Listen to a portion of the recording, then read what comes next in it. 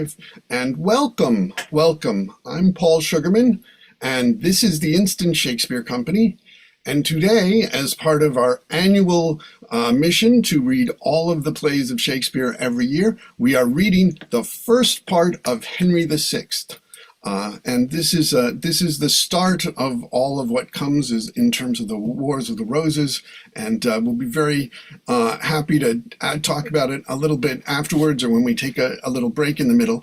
But we really should get started because we're a little late here. So I'm Paul Sugarman, and in addition I'm going to play a messenger and the Duke of Exeter, Alanson, well, and a whole bunch of parts, because basically Henry VI, it's got like 50 parts in it, and we got like 6 actors expecting a 7th, or 5 actors expecting a 6th, I guess. And hopefully we will be able to, well, not hopefully, we're going to get through it all. So, here's the rest of our cast. Andrew? Hi, I'm Andrew Parks. I'm going to be playing Sir John Talbot and the Earl of Suffolk, Poole. Some messengers, and temporarily I'll be playing Winchester, the bishop, and eventually the cardinal until my replacement comes. All righty. And Kitty? Hi, I'm Kitty Chen. I'm reading half a dozen parts. Duke of Bedford, Regent of France, Master Gunner of Orleans, Soldier, Countess of Auvergne, Bassett, and Margaret. All right. And Varun? Hi, I'm Varun. I'm going to be playing Duke of Somerset, Messenger, Mayor of London, Bastard of Orleans, Vernon, Glansdale, Warder, Jailer, Young John Talbot, Fiend. Yes, great. And Eleanor? I'm Eleanor Elizabeth Foreman, and I'm going to be playing Duke of Gloucester, Humphrey, and also playing Joan of Arc. All right, and we also have some other people be joining us later, including, Angus Hepburn, who'll be doing York and Burgundy, and hopefully Michael will be joining us to take over Winchester and other roles. With the Instant Shakespeare Company, when you're in a scene, you have your camera on and your mic on, and then turn them off when you're not in the scene. And I'll be reading the stage directions because for the history, it's important to sort of know all what's going on. So here, without further ado, is the first part of Henry VI by William Shakespeare. Actus Primus, Dead March. Enter the funeral of King Henry V, attended on by the Duke of Bedford, Regent of France, the Duke of Gloucester, Protector, the Duke of Exeter, Warwick, the Bishop of Winchester, and the Duke of Somerset. Hung ye be heavens with black, yield day to night, comets importing change of times and states, brandish your crystal tresses in the sky, and with them scourge the bad revolting stars that have consented unto Henry's death. King Henry V, too famous to live long, England ne'er lost a king of so much worth. England ne'er had a king until his time. Virtue he had, deserving to command. His brandished sword did blind men with his beams. His arms spread wider than a dragon's wings. His sparkling eyes, replete with wrathful fire, more dazzled and drove back his enemies than midday sun, fierce bent against their faces. What should I say? His deeds exceed all speech. He ne'er lift up his hand, but conquered. We mourn in black, why mourn we not in blood? Henry is dead and never shall revive. Upon a wooden coffin we attend, and death's dishonorable victory we with our stately presence glorify, like captives bound to a triumphant car. What? Shall we curse the planets of mishap that plotted thus our glory's overthrow, or shall we think the subtle-witted French conjurers and sorcerers that, afraid of him, by magic verses have contrived his end? He was a king, blessed of the King of Kings. Unto the French The dreadful judgment day, so dreadful will not be as was his sight. The battles of the Lord of hosts he fought. The church's prayers made him so prosperous. The church? Where is it? Had not churchmen prayed, his thread of life had not so soon decayed. None do you like but an effeminate prince, whom like a schoolboy you may overawe. Gloucester, whate'er we like, thou art protector, and lookest to command the prince and realm. Thy wife is proud, she holdeth thee in awe, more than God or religious churchmen may. Name not religion, for thou lovest the flesh, and ne'er throughout the year to church thou goest, except it be to pray against thy foes. Cease these jars, and rest your minds in peace. Let's to the altar. Heralds wait on us. Instead of gold, we'll offer up our arms. Since arms avail not now that Henry's dead, posterity await for wretched years, when at their mother's moistened eyes babes shall suck. Our isle be made a nourish of salt tears, and none but women left to wail the dead. Henry the Fit, thy ghost I invocate. Prosper this realm, keep it from civil broils, combat with adverse planets in the heavens. A far more glorious star thy soul will make than Julius Caesar or Bright. Enter a messenger. My honourable lords, health to you all.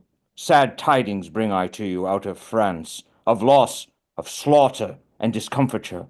Gaillon, Champagne, Rheims, Orleans, Paris, Coissor, Poitiers are all quite lost. What sayst thou, man, before dead Henry's course? Speak softly, or the loss of those great towns will make him burst his lead and rise from death. Is Paris lost? Is Rome yielded up? If Henry were recalled to life again, these news would cause him once more yield the ghost. How were they lost? What treachery was used? No treachery, but want of men and money. Amongst the soldiers this is muttered, that here you maintain several factions, and whilst a field should be dispatched and fought, you are disputing of your generals. One would have lingering wars with little cost, another would fly swift but wanteth wings, a third thinks without expense at all, but guileful fair words peace may be obtained. Awake, awake, English nobility, let not sloth dim your honours new begot. Cropped are the fleur-de-lis in your arms of England's coat. One half is cut away. Were our tears wanting to this funeral, these tidings would call forth her flowing tides. Me they concern. Regent, I am of France. Give me my steeled coat, I'll fight for France. Away with these disgraceful wailing robes. Wounds will I lend the French instead of eyes to weep their intermissive miseries. Enter to them another messenger.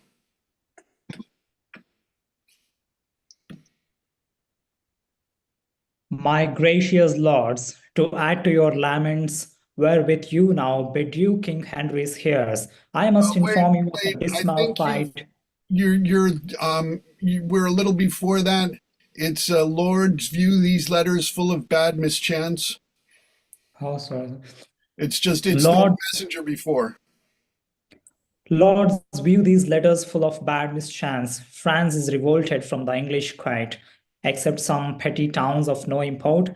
The Dauphin Charles is crowned King of Reims. The bastard of Orleans with him is joined. Reynard, Duke of Anjou, doth take his part. The Duke of Alençon fled to his side. Exit. The Dolphin crowned king, all fly to him. Oh, whither shall we fly from this reproach? Not fly, but to our enemies' throats. Bedford, if thou be slack, I'll fight it out. Gloucester, why doubt'st thou of my forwardness?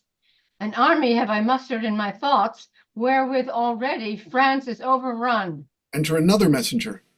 My gracious lords, to add to your laments, wherewith you now bedew King Henry's hearse, I must inform you of a dismal fight betwixt the stout Lord Talbot and the French. You're muted. What? Warren Talbot overcame, is it so? Oh no! Wherein Lord Talbot was o'erthrown. The circumstance I'll tell you more at large. The 10th of August last, this dreadful lord, retiring from the siege of Orleans, having full scarce 6,000 in his troop, by 23,000 of the French was round encompassed, and set upon him. No leisure had he to enrank his men. He wanted pikes to set before his archers. Instead thereof, sharp stakes plucked out of hedges, they pitched in the ground confusedly to keep the horsemen off from breaking in. More than 3 hours the fight continued, wherein valiant Talbot, above humane thought, enacted wonders with his sword and lance. Hundreds he sent to hell, and none durst stand him. Here, there, and everywhere, enraged, he slew. The French exclaimed, the devil was in arms, and the whole army stood agazed on him. His soldiers, spying his undaunted spirit, a Talbot, cried out amain, and rushed into the bowels of the battle. Here had the conquest fully been sealed up, if Sir John Falstaff had not played the coward, he being in the vaward place behind, with purpose to relieve, and followed them, cowardly fled, not having struck one stroke. Hence grew the general rack and massacre, enclosed were they with their enemies, a base wallen to win the Dauphin's grace, thrust Talbot with a spear into the back, whom all France with their chief assembled strength durst not presume to look once in the face. Is Talbot slain then? I will slay myself for living idly here in pomp and ease, while such a worthy leader, wanting aid, unto his dastard foemen is betrayed. Oh no, he lives, but is took prisoner, and Lord Scales with him, and Lord Hungerford. Most of the rest slaughtered or took likewise. His ransom there is none but I shall pay. I'll hale the Dolphin headlong from his throne. His crown shall be the ransom of my friend. 4 of their lords I'll change for 1 of ours. Farewell, my masters, to my task will I. Bonfires in France forthwith I am to make, to keep our great St. George's feast withal. 10,000 soldiers with me I will take, whose bloody deeds shall make all Europe quake. So you had need, for Orleans is besieged. The English army is grown weak and faint. The Earl of Salisbury craveth supply, and hardly keeps his men from mutiny, since they are so few, watch such a multitude. Remember, lords, our oaths to Henry sworn, either to quell the Dolphin utterly, or bring him in obedience to your yoke. I do remember it, and here take my leave to go about my preparation. Exit Bedford. Out to the tower with all the haste I can to view the artillery and munition, and then I will proclaim young Henry king. Exit Gloucester. To Eltham, where the young king is, being ordained his special governor, and for his safety there I'll best devise. Each has his place and function to attend. I am left out, for me nothing remains. But long I will not be Jack out of office. The king from Eltham I intend to send, and sit at chiefest stern of public weal. Exit. Sound of flourish. Enter Charles, Alençon, and Regnier marching with their drums and soldiers. Mars is true, moving even as in heaven the heavens, so in the earth to this day is not known. Late did she shine upon the English side, now we are victors upon his smiles. What towns of any moment but we have? At pleasure here we lie, near Orleans, otherwise the famished English, like pale ghosts, faintly besiege us 1 hour in a month. They want their porridge and their fat bull beeves. Either they must be dieted like mules and have their provender tied to their mouths, or piteous they will look like drowned mice.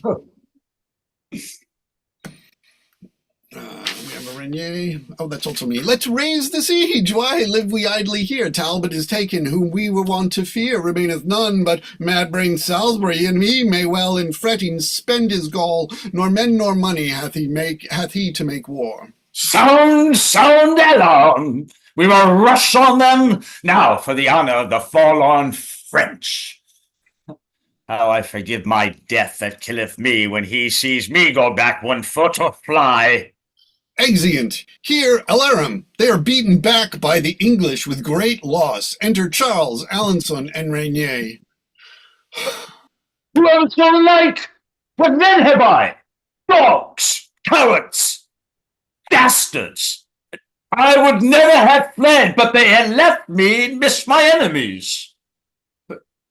Salisbury is a desperate homicide. He fighteth as one weary of his life. The other lords, like lions wanting food, do rush upon us as their hungry prey. Froissart, a countryman of ours, records England's all Olivers and Rolands breed during the time Edward III did reign. More truly now may this be verified, for none but Samsons and Goliasses it sendeth forth to skirmish. 1 to 10 lean, raw-backed rascals, who would e'er suppose they had such courage and audacity. Let's leave this town, for they are hair-brained slaves, and hunger will enforce them to be more eager. Of old I know them, rather with their teeth, the walls they tear down than forsake the siege.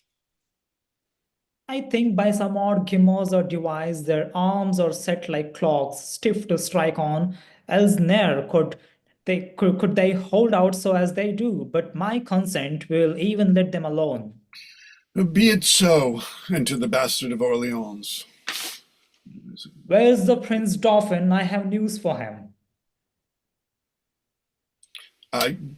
Michael, you're the Dolphin. Charles is also. Oh, yes, I'm sorry, the Bastard of Orleans! Thrice welcome to us.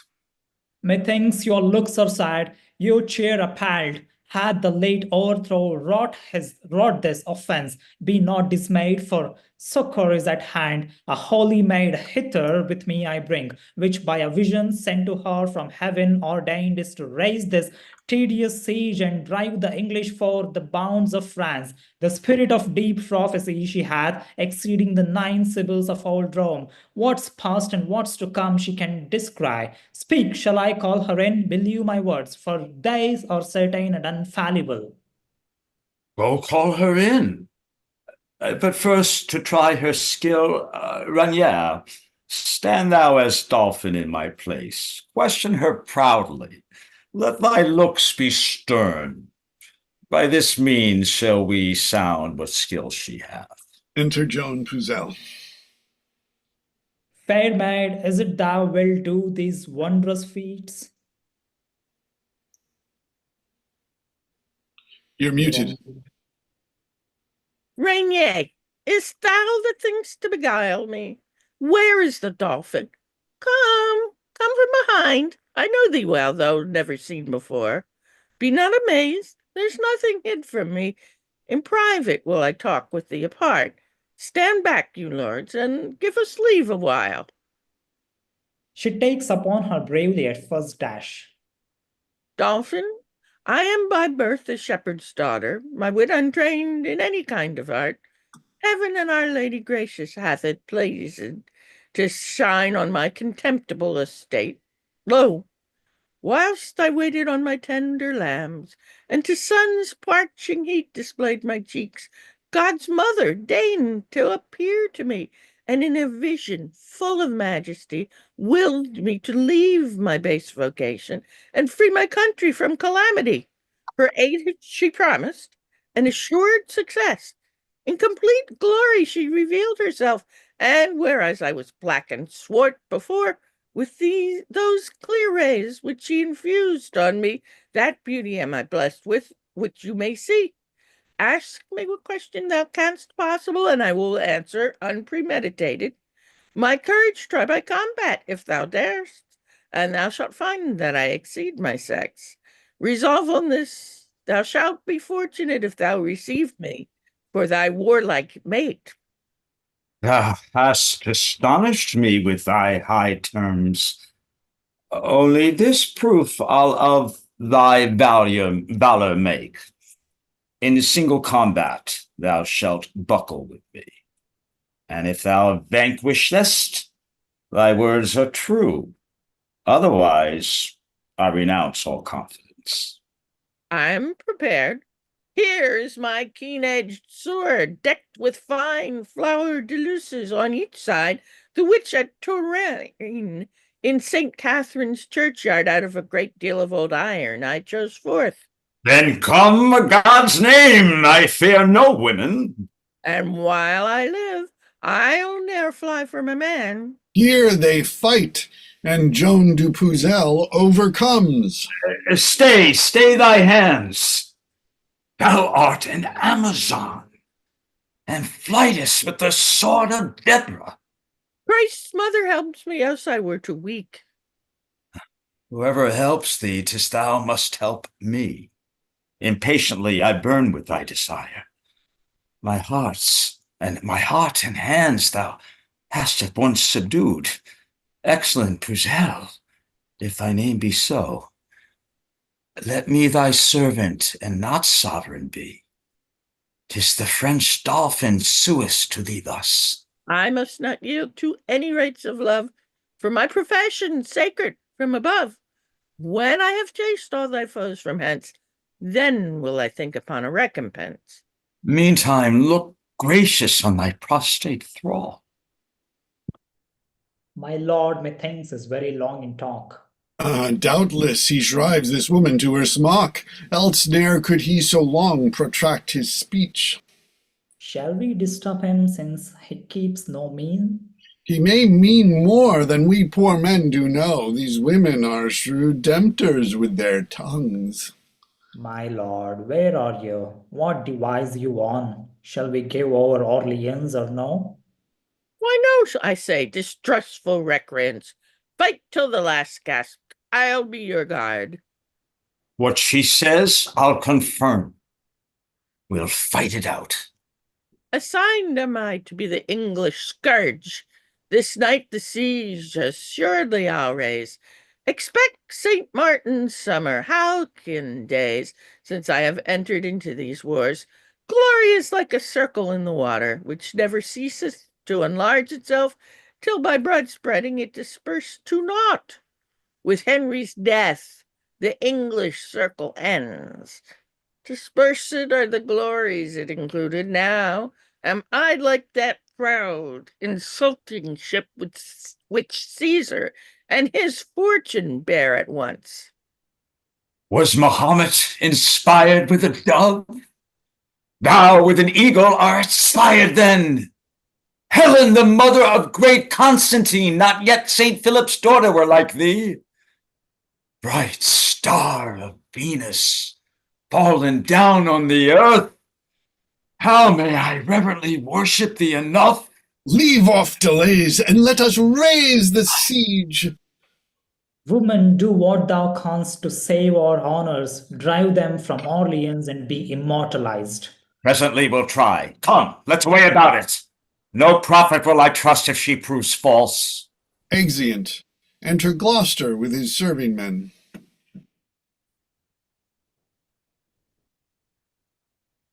I'm come to survey the tower this day. Since Henry's death, I fear there is conveyance. Where be these warders, that they wait not here? Open the gates, 'tis Gloucester that calls. Who's there? Who's there that knocks so imperiously? It is the noble Duke of Gloucester. Whate'er he be, you may not let him in. Villains, answer you so to the Lord Protector? The Lord protect him, so we answer him. We do no otherwise than we are willed. You, or whose will stands but mine? There's none protector of the realm but I. Break up the gates, I'll be your warranties. Shall I be flouted thus by dunghill grooms? Gloucester's men rush at the tower gates, and Woodville the lieutenant speaks with them. What noise is this? What traitors have we here? Lieutenant, is it you whose voice I hear? Open the gates. Here's Gloucester that would enter. Have patience, noble Duke. I may not open. The Cardinal of Winchester forbids. From him I have express commandment that thou or none of thine shall be let in. Faint-hearted Woodville, prizest him for me. Arrogant Winchester, that haughty prelate, whom's Henry our late sovereign there could brook. Thou art no friend to God or to the king. Open the gates, or I'll shut thee out shortly. Open the gates unto the Lord Protector will burst them open if that you come not quickly. Enter to the Protector at the tower gates Winchester and his men in tawny coats. How now, ambitious umpire? What means this? Pile priest, dost thou command me to be shut out? I do, thou most usurping proditor, and not protector of the king or realm. Stand back, thou manifest conspirator, thou that contrived to murder our dead lord, thou that gives whores indulgences to sin. I'll cause thee in thy broad cardinal's hat, if thou proceed in this thy insolence. Nay, stand thou back. I will not budge a foot. This be Damascus. Be thou cursed Cain, to slay the brother Abel if thou wilt. I will not slay thee, but I'll drive thee back. Thy scarlet robes as a child's bearing cloth I'll use to carry thee out of this place. I do what thou darest. I bear thee to thy face. What? Am I dared and bearded to my face? Draw men for all this privileged place. Blue coats to tawny coats. Priest, beware your beard. I mean to tug it and to cuff you soundly. Under my feet I stamp thy cardinal's hat. In spite of pope or dignities of church, here by the cheeks I'll drag thee up and down. Gloucester, that will answer this before the Pope. Winchester goose, I cry, a rope, a rope. Now beat them hence. Why do you let them stay? Thee I'll chase hence, thou wolf in sheep's array. Out, tawny coats, out, scarlet hypocrite. Here Gloucester's men beat out the Cardinal's men and enter in the hurly-burly the Mayor of London and his officers. Fie, lords, that you, being supreme magistrates, thus contumeliously should break the peace. Peace, Major, thou know'st little of thy wrongs. Here's Beaufort, that regards not nor God nor king, hath here distrained the tower to his use. Here's Gloucester, a foe to citizens, one that still motions war and never peace, overcharging your free purses with large fines, that seeks to overthrow religion, because he is protector of the realm, and would have armor here of the tower to crown himself king and suppress the prince. I will not answer thee with words, but blows. Here they skirmish again. Naught rests for me in this tumultuous strife, but to make open proclamation. Come, officer, as loud as thou canst, cry. All manner of men assembled here in arms this day against God's peace and the king's, we charge and command you in his highness' name to repair to your several dwelling places, and not to wear, handle, or use any sword, weapon, or dagger henceforward upon pain of death. Cardinal, I'll be no breaker of the law, but we shall meet and break our minds at large. Gloucester will meet to thy cost. Be sure, thy hot blood I will have for this day's work. I'll call for clubs, if you will not away. This cardinal's more haughty than the devil. Major farewell, thou dost but what thou mayst. Abominable Gloucester, guard thy head, for I intend to have it here. See the coast cleared, and then we will depart. Good God, these nobles should such stomachs bear. I myself fight not once in 40 years. Exeunt. Enter Master Gunner of Orleans and his boy. Sirrah, thou knowest how Orleans is besieged and how the English have the suburbs won. Veron, you want to take that? Sure. Father, I know enough to have shot at them. However, unfortunate, I missed my aim. But now thou shalt not.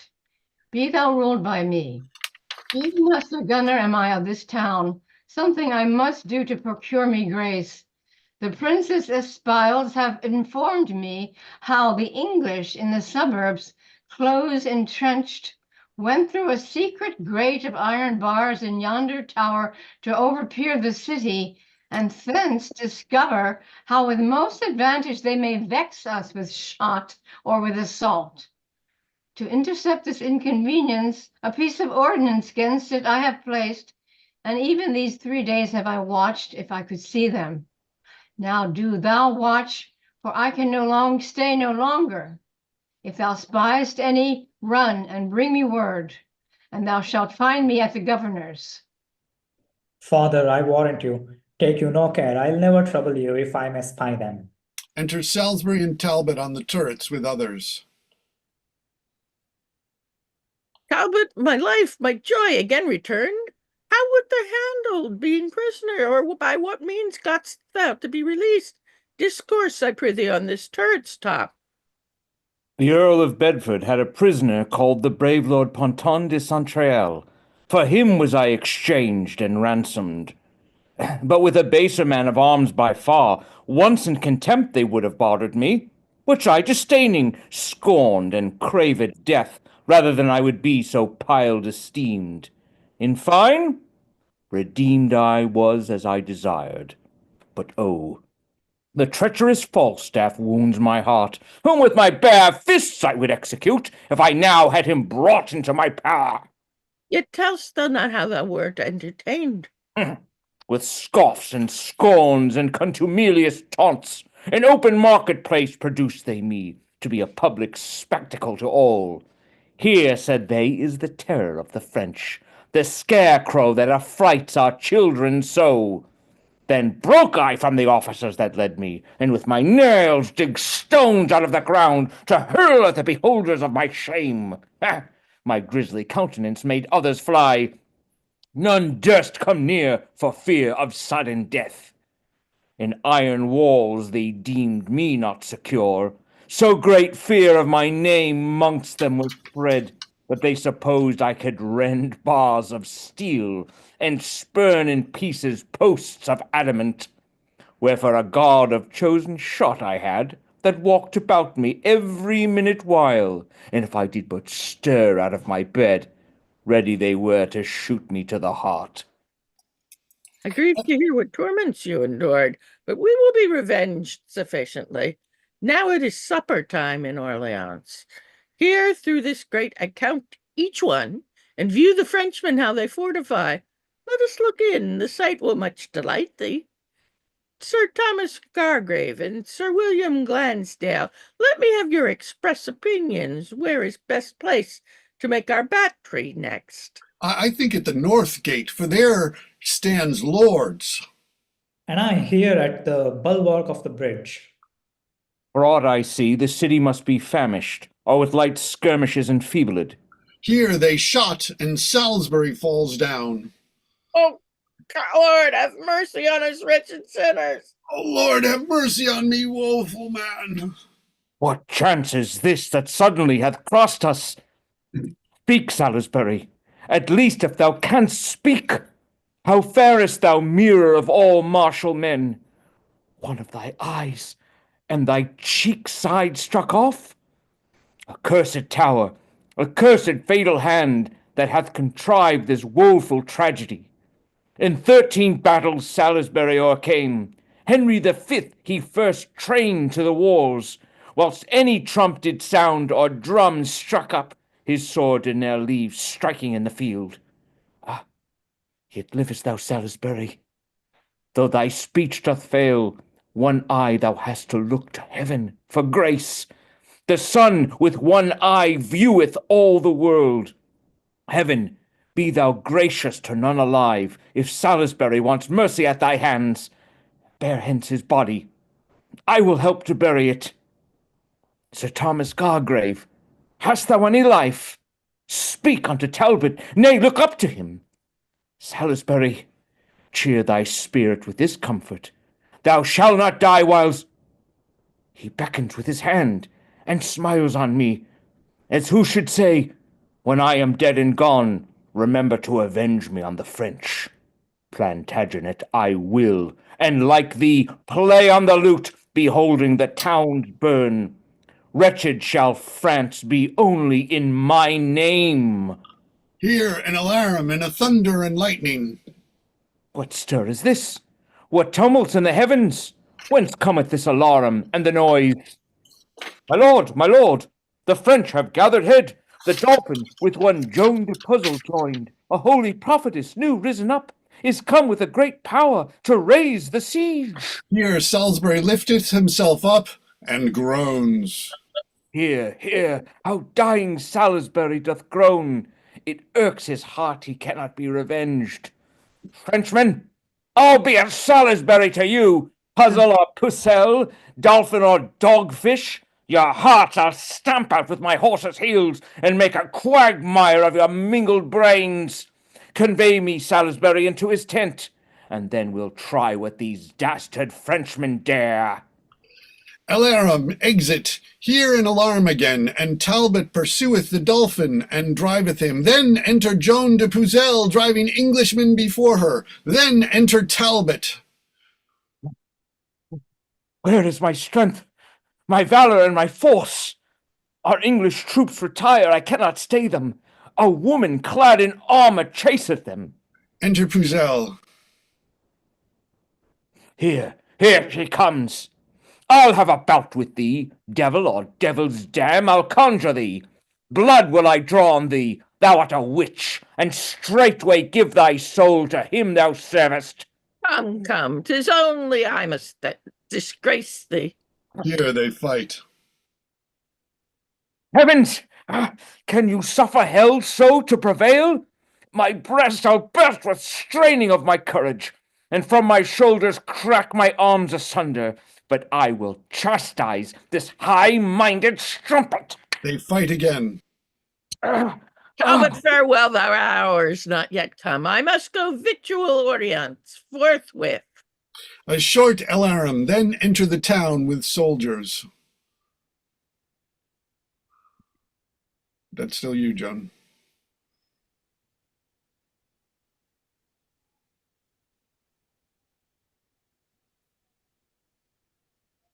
My thoughts are whirled like a potter's wheel. I know not where I am, nor what I do. A witch by fear, not force, like Hannibal drives back our troops and conquers as she lists. So bees with smoke and doves with noisome stench are from their hives and houses driven away. They called us for our fierceness, English dogs. Now like to whelps, we crying run away. A short alarum. Hark, countrymen! Either renew the fight, or tear the lion out of England's coat. Renounce your soul, give sheep and lie instead. Sheep run not half so treacherous from the wolf, or horse or oxen from the leopard, as that you fly from your oft-subdued slaves. Alarum, here another skirmish. It will not be. Retire into your trenches. You all consented unto Salisbury's death, for none would strike a stroke in his revenge. Pucelle is entered into Orleans, in spite of us or aught that we could do. Oh, would I were to die with Salisbury! The shame hereof will make me hide my head. Exit Talbot. Alarum, retreat, flourish. Enter on the walls Pucelle, Dolphin, Regnier, Alanson, and soldiers.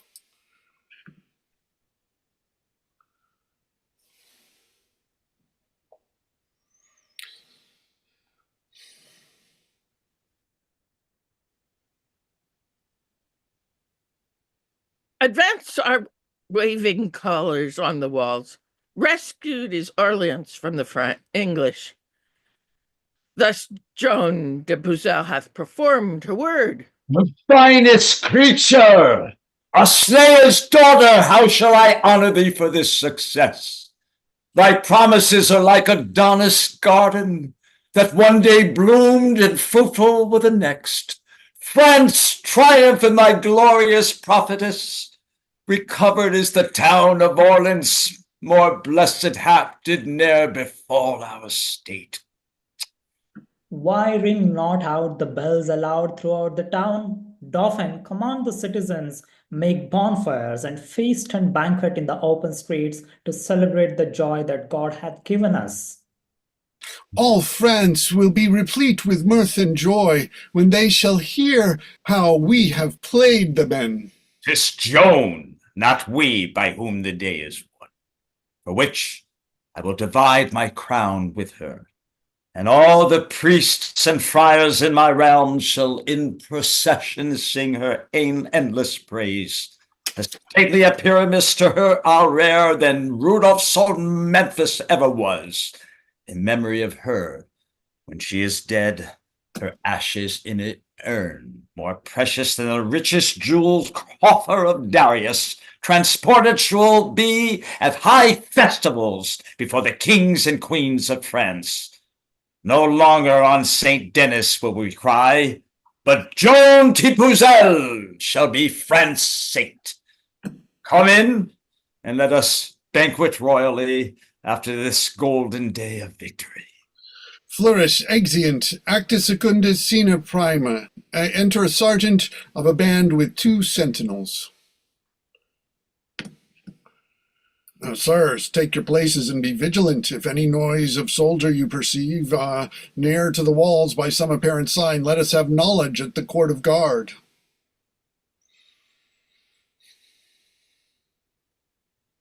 Sergeant, yourself. You shall, thus our poor servitors, when others sleep upon their quiet beds, constrained to watch in darkness, rain and cold.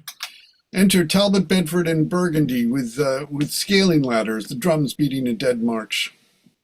Lord Regent and redoubted Burgundy, by whose approach the regions of Artois, Wallon, and Picardy are friends to us. This happy night the Frenchmen are secure, having all day caroused and banqueted. Embrace we then this opportunity, as fitting best to quittance their deceit, contrived by art and baleful sorcery. Coward of France, how much he wrongs his fame, despairing of his own arm's fortitude to join with witches and the help of hell. Traitors have never other company. But what's that Puzel whom they term so pure? A maid, they say. A maid, and be so martial? Pray God she prove not masculine ere long, if underneath the standards of the French she carry armor as she has begun. Well, let them practice and converse with spirits. God is our fortress, in whose conquering name let us resolve to scale their flinty bulwarks. Ascend, brave Talbot, we will follow thee. Not altogether. Better far, I guess, that we do make our entrance several ways, that if it chance the one of us to fail, the other yet may rise against their force. Agreed. I'll to yon corner. And I to this. And here will Talbot mount or make his grave. Now, Salisbury, for thee and for the right of English Henry shall this night appear how much in duty I am bound to both. Arm, arm, the enemy doth make assault! Cry, St. George a Talbot! The French leap o'er the walls in their shirts, enter several ways, Bastard, Alençon, Regnier, half ready and half unready. How now, my lords, what, all unready so? Unready, aye, and glad we escaped so well. 'Twas time, I trow, to wake and leave our beds, hearing alarms at our chamber doors. Of all exploits, since first I followed arms, never heard I of a warlike enterprise more venturous or desperate than this. I think 'tis Talbot be a fiend of hell. If not of hell, the heavens sure favor him. Here cometh Charles. I marvel how he sped. Enter Charles and Joan. That holy on was his defense god.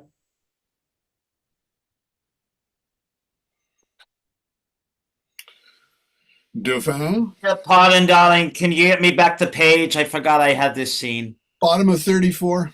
I'll be right there. I beg your pardon.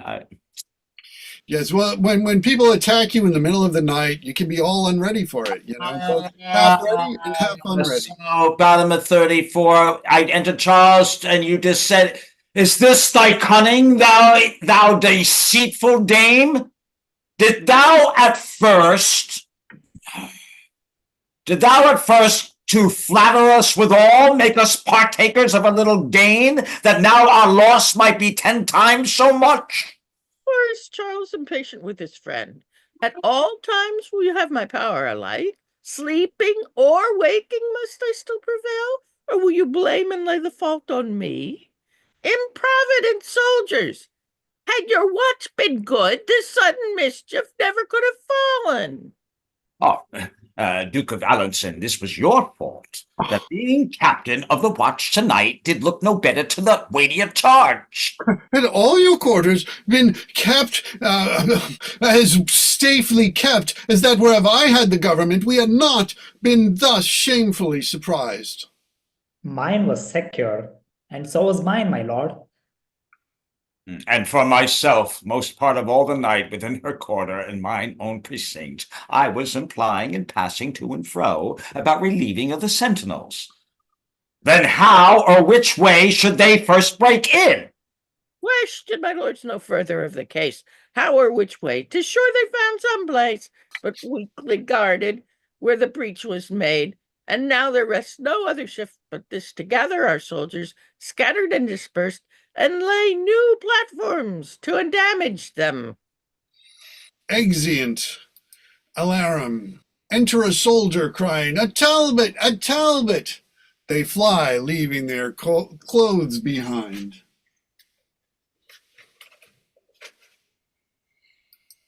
I'll be so bold to take what they have left. The cry of Talbot serves me for a sword, for I have loaded me with many spoils, using no other weapon but his name. Exit. Enter Talbot, Bedford, Burgundy.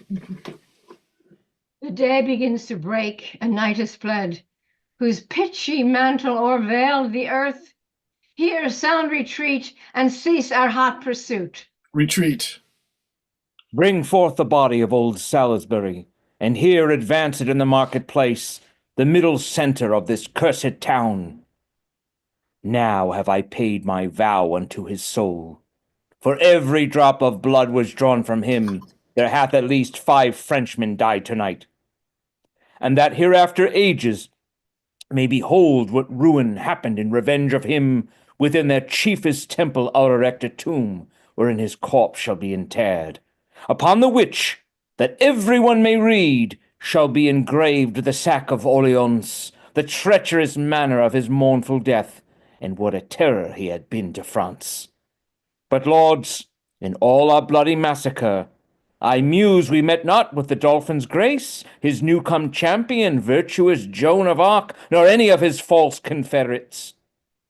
'Tis thought, Lord Talbot, when the fight began, roused on the sudden from their drowsy beds, they did amongst the troops of armed men leap o'er the walls for refuge in the field. Myself, as far as I could well discern, the smoke and dusky vapours of the night, am sure I scarred the Dauphin and his trull, when arm in arm they both came swiftly running, like to a pair of loving turtle doves that could not live asunder day or night. After that things are set in order here, we'll follow them with all the power we have. All hail, my lords! Which of this princely train call ye the warlike Talbot, for his acts so much applauded through the realm of France? Here is the Talbot, who would speak with me. The virtuous lady, Countess of Auvergne, with modesty admiring thy renown, by me entreats, great lord, thou wouldst vouchsafe to visit her poor castle where she lies, that she may boast she hath beheld the man whose glory fills the world with loud report. Is it even so? Nay, then I see our wars will turn unto a peaceful comic sport, when ladies crave to be encountered with, you may not, my lord, despise her gentle suit. Now trust me then, for when a world of men could not prevail with all their oratory, yet hath a woman's kindness overruled. And therefore tell her I return great thanks, and in submission will attend on her. Will not your honors bear me company? No, truly, 'tis more than manners will. And I have heard it said, unbidden guests are often welcomest when they are gone. Well then, alone, since there's no remedy, I mean to prove this lady's courtesy. Come hither, captain. You perceive my mind. I do, my lord, whispers, I do, my lord, and mean accordingly. Exeunt. Enter Countess.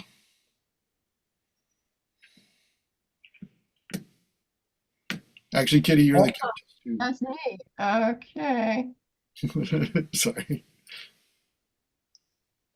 Porter, remember what I gave in charge, and when you have done so, bring the keys to me. Madam, I will. The plot is laid. If all things fall out right, I shall as famous be by this exploit as Scipio Tamaris by Cyrus' death. Great is the rumor of this dreadful knight, and his achievements of no less account. Fain would mine eyes be witness with mine ears to give their censure of these rare reports. Enter Messenger and Talbot. Madam, according as your ladyship desired, by message craved, so is Lord Talbot come. And he is welcome. What is this the man? Madam, it is. Is this the scourge of France? Is this the Talbot, so much feared abroad, that with his name the mothers still their babes? I see report is fabulous and false. I thought I should have seen some Hercules, a second Hector for his grim aspect, a large proportion of his strong knit limbs. Alas, this is a child, a silly dwarf. It cannot be this weak and writhled shrimp should strike such terror to his enemies. Madam, I have been bold to trouble you, but since your ladyship is not at leisure, I'll sort some other time to visit you. What means he now? Go ask him whither he goes. Stay, my Lord Talbot, for my lady craves to know the cause of your abrupt departure. Mary, for that she's in a wrong belief, I go to certify her Talbot's here. Enter Porter with keys. If thou be he, then art thou prisoner. Prisoner? To whom? To me, bloodthirsty lord, and for that cause I train thee to my house. Long time thy shadow hath been thrall to me, for in my gallery thy picture hangs. Now substance shall endure the like, and I will chain these legs and arms of thine that hast by tyranny these many years wasted our country, slain our citizens, and sent our sons and husbands captivate. Laughest thou, wretch? Thou mirth shall turn to moan. I laugh to see your ladyship so fond, to think that you have aught but Talbot's shadow whereon to practice your severity. What? Why, art not thou the man? I am indeed. Then have I substance too. No, no. I am but shadow of myself. You are deceived. My substance is not here.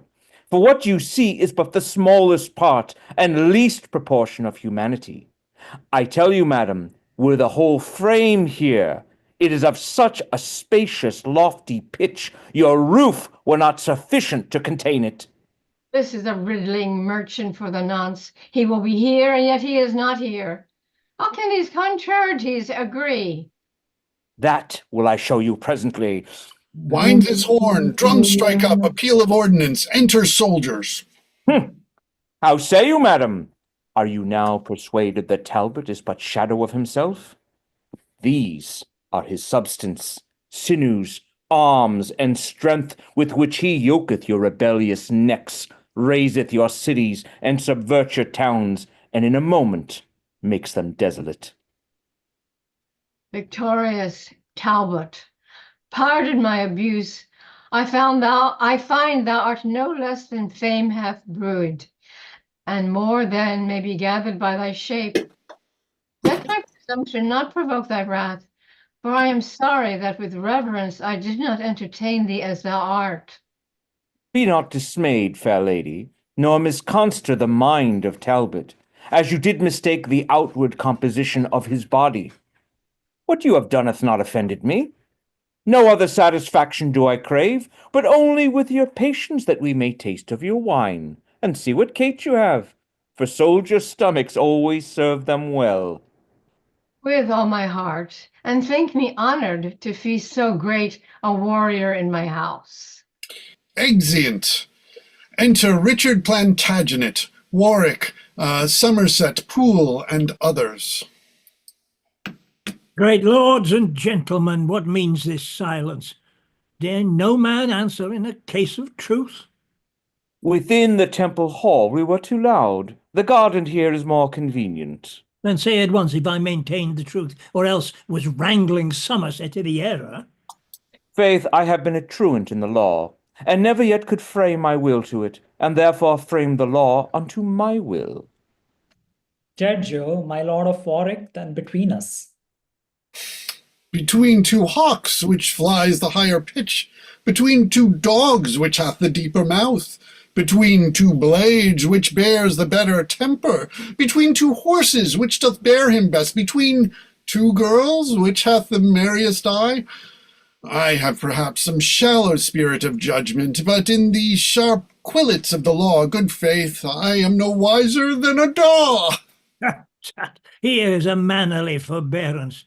The truth appears so naked on my side that any purblind eye may find it out. And on my side it is so well apparelled, so clear, so shining, and so evident that it will glimmer through a blind man's eye. Since you are tongue-tied and so loath to speak, in dumb significance proclaim your thoughts. Let him that is a true-born gentleman, and stands upon the honour of his birth, if he suppose that I have pleaded truth, from off this briar pluck a white rose with me. Let him that is no coward nor no flatterer, but dare maintain the party of the truth, pluck a red rose from off this thorn with me. I love no colours, and without all colour of base insinuating flattery, I pluck this white rose with Plantagenet. I pluck this red rose with young Somerset, and say withal, I think he held the right. Stay, lords and gentlemen, and pluck no more, till you conclude that he upon whose side the fewest roses are cropped from the tree shall yield the other in the right opinion. Good Master Vernon, it is well objected. If I have fewest, I subscribe in silence. And I. Then, for the truth and plainness of the case, I pluck this pale and maiden blossom here, giving my verdict on the white rose side. Prick not your finger as you pluck it off, lest bleeding you do paint the white rose red and fall on my side so against your will. If I, my lord, for my opinion bleed, opinion shall be surged into my heart and keep me on the side where still I am.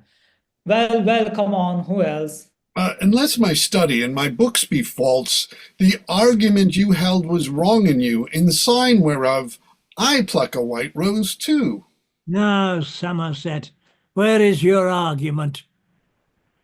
Here in my scabbard, meditating that shall dye your white rose in a bloody red.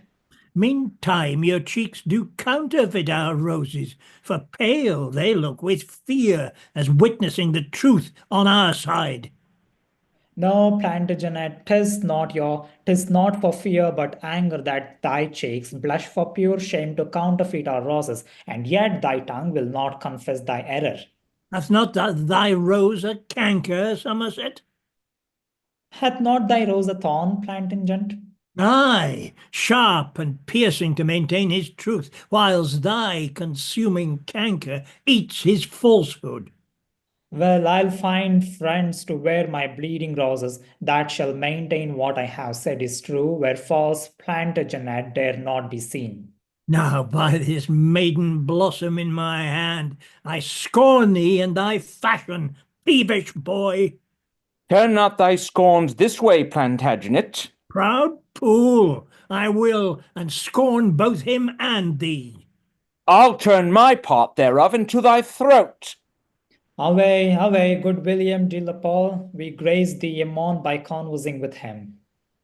Now by God's will thou wrongest him, Somerset. His grandfather was Lionel, Duke of Clarence, third son to the third Edward, King of England. Spring crestless yeoman from so deep a root? He bears himself on the place's privilege, or does not for his craven heart say thus? By him that made me, I'll maintain my wards on any plot of ground in Christendom. Was not thy father, Richard Earl of Cambridge, for treason executed in our late king's days? And by his treason standst not thou attainted, corrupted, and exempt from ancient gentry. His trespass yet lives guilty in thy blood, and till thou be restored, thou art a yeoman. My father was a tatchhead, not attainted, condemned to die for treason, but no traitor. And that I'll prove on better men than Somerset, where growing time once ripened to my will for your partaker, Poole, and you yourself, I'll note you in my book of memory to scourge you for this apprehension. Look to it well, and say you are well warned. Ah, thou shalt find us ready for thee still, and know us by these colours for thy foes, for these my friends in spite of thee shall wear. By my soul, this pale and angry rose, as cognizance of my blood-drinking hate, will I forever and my faction wear, until it wither with me to my grave, or flourish to the height of my degree. Go forward, and be choked with thy ambition, and so farewell until I meet thee next. Have with thee, Paul, farewell, ambitious Richard. How am I braved, and must perforce endure it? This blot that they object against your house shall be whipped out in the next Parliament, called for the truce of Winchester and Gloucester, and if thou be not then created York, I will not live to be accounted Warwick. Meantime, in signal of my love to thee, against proud Somerset and William Poole will I upon thy party wear this rose, and here I prophesy, this brawl today grown to this faction in the Temple Garden shall send between the red rose and the white 1,000 souls to death and deadly night. Good Master Vernon, I'm bound to you, that you on my behalf would pick a flower. In your behalf still will I wear the same. And so will I. Thanks, gentle. Come, let us for to dinner. I dare say this quarrel will drink blood another day. Exeunt. Enter Mortimer, brought in a chair, and jailers. Kind keepers of my weak, decaying age, let dying Mortimer here rest himself. Even like a man new hailed from the rack, so fare my limbs with long imprisonment, and these gray locks, the pursuivant's death, Nestor-like aged in an age of care, argue the end of Edward Mortimer. These eyes like lamps whose wasting oil is spent, was dim as drawing to their exigent. Weak soldiers, overborne with burdening grief, and pithless arms like to withered vine, that droop his saps lest branches to the ground.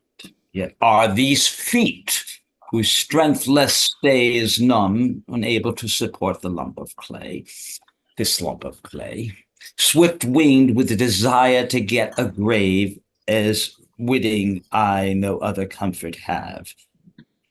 But tell me, keeper, will my nephew come? Richard Plantagenet, my lord, will come. We sent unto the temple unto his chamber, and answer was returned that he will come. Enough. My soul shall then be satisfied. Poor gentleman, his wrong doth equal mine. Since Henry Monmouth first began to reign, before whose glory I was great in arms, this loathsome sequestrian have I had, and even since then hath Richard been obscured, deprived of honor and inheritance. But now the arbitrator of despairs, just death, kind umpire of men's miseries, with sweet enlargement dost dismiss me hence. I would his troubles likewise were expired, that so he might recover what was lost. Enter Richard. My lord, your loving nephew now is come. Richard Plagulant, my friend, is he come? Aye, noble uncle, thus ignobly used, your nephew late despised Richard comes. Direct mine arms, I may embrace his neck, and in his bosom spend my later grasp.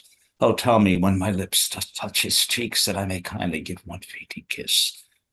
And now declare, sweet stem from York's great stock, why didst thou of late thou wert despised?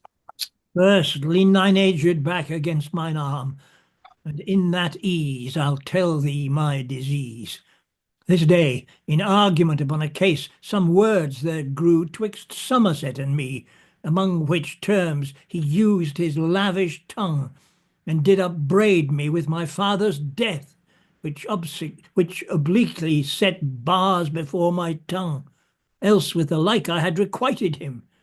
Therefore, good uncle, for my father's sake, in honour of a true Plantagenet, and for a lion's sake, declare the cause my father, Earl of Cambridge, lost his head.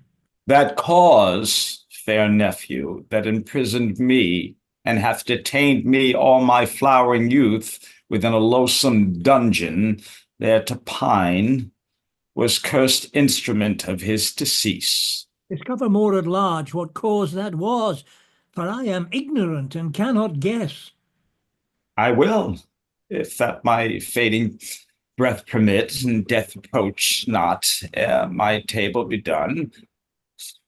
Henry the Fourth, grandfather to this king, disposed his nephew Richard, Edward's son, the first begotten and the lawful heir of Edward King, the third of that descent, during whose reign the Percys of the North, finding his usurpation most unjust, endeavored my advancement to the throne.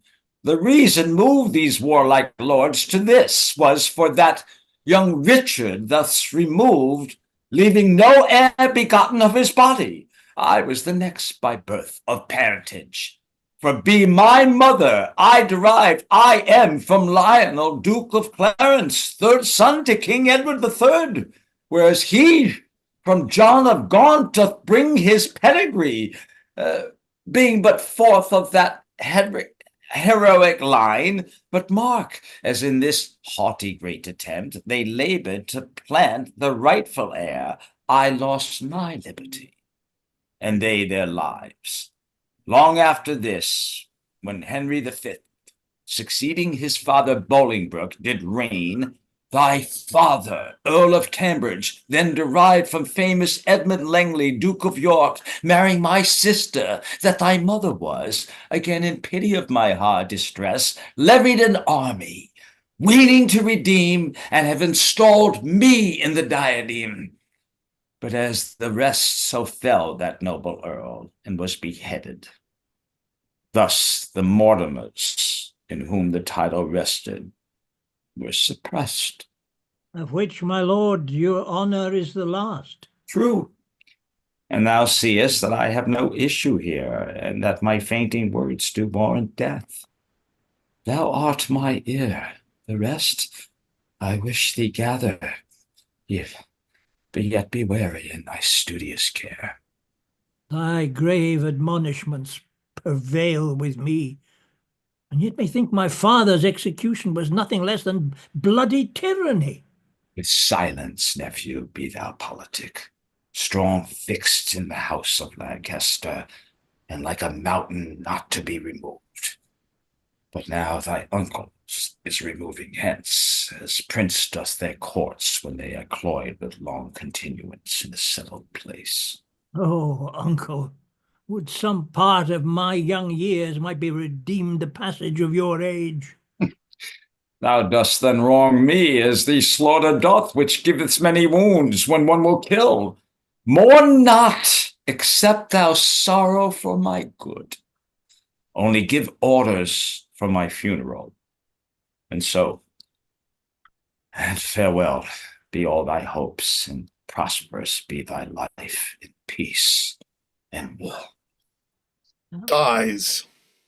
And peace, no war befall thy parting soul. In prison hast thou spent a pilgrimage, and like a hermit overpast thy days. Well, I will lock his counsel in my breast, and what I do imagine, let that rest. Keepers, convey him hence, and I myself will see his burial better than his life. Here dies the dusky torch of Mortimer, choked with ambition of the meaner sort, and for those wrongs whose bitter injuries which some of us said have offered to my house, I doubt not, but with honour to redress. And therefore haste I to the Parliament, either to be restored to my blood, or make my will the advantage of my good. Exit. Actus tertius, scena prima. Flourish. Enter King, Exeter, Gloucester, Winchester, Warwick, Somerset, Suffolk, Richard Plantagenet. Gloucester offers to put up a bill. Winchester snatches it, tears it. Comest thou with deep premeditated lines, with written pamphlets studiously devised? Humphrey of Gloucester, if thou canst accuse or aught intend so to lay unto my charge, do it without invention. Suddenly, as I with sudden and extemporal speech propose to answer with, thou canst object. Presumptuous priest, this place commands my patience, or thou shouldst find thou hast dishonored me. Think not, although in writing I preferred the manner of thy vile, outrageous crimes, that therefore I have forged, or am not able verbatim to rehearse the method of my pen. No prelate, such is thy audacious wickedness, thy lewd, pestiferous, and dissentious pranks, as very infants prattle of thy pride. Thou art our most pernicious usurer, froward by nature, enemy to peace, lascivious, wanton, more than well beseems a man of thy profession and degree. And for thy treachery, what's more manifest, in that thou lay'st a trap to take my life, as well as at London Bridge as at the Tower. Besides, I fear me, if thy thoughts were sifted, the king thy sovereign is not quite exempt from envious malice of thy swelling heart. Gloucester, I do defy thee, lords, thou sage, to give me hearing what I shall reply. If I were covetous, ambitious, or perverse, as he will have me, how am I so poor? Or how haps it I seek not to advance or raise myself, but keep my wonted calling? And for dissension, who preferred peace more than I do? Except I be provoked. No, my good lords, it is not that offends, it is not that hath incensed the Duke. It is because no one should sway but he. No one but he should be about the king. And that engenders thunders in his breast, and makes him roar these accusations forth. But he shall know I am as good. As good, thou bastard of my grandfather. Ay, lordly sir, for what are you, I pray, for one imperious in another's throne? Am I not protector, saucy priest? And am I not not I a prelate of the church? Yes, as an outlaw in a castle keeps and uses it to patronize his theft. Reverend Gloucester. Thou art reverent touching thy spiritual function, not thy life. Rome shall remedy this. Rome thither then. My lord, it were your duty to forbear.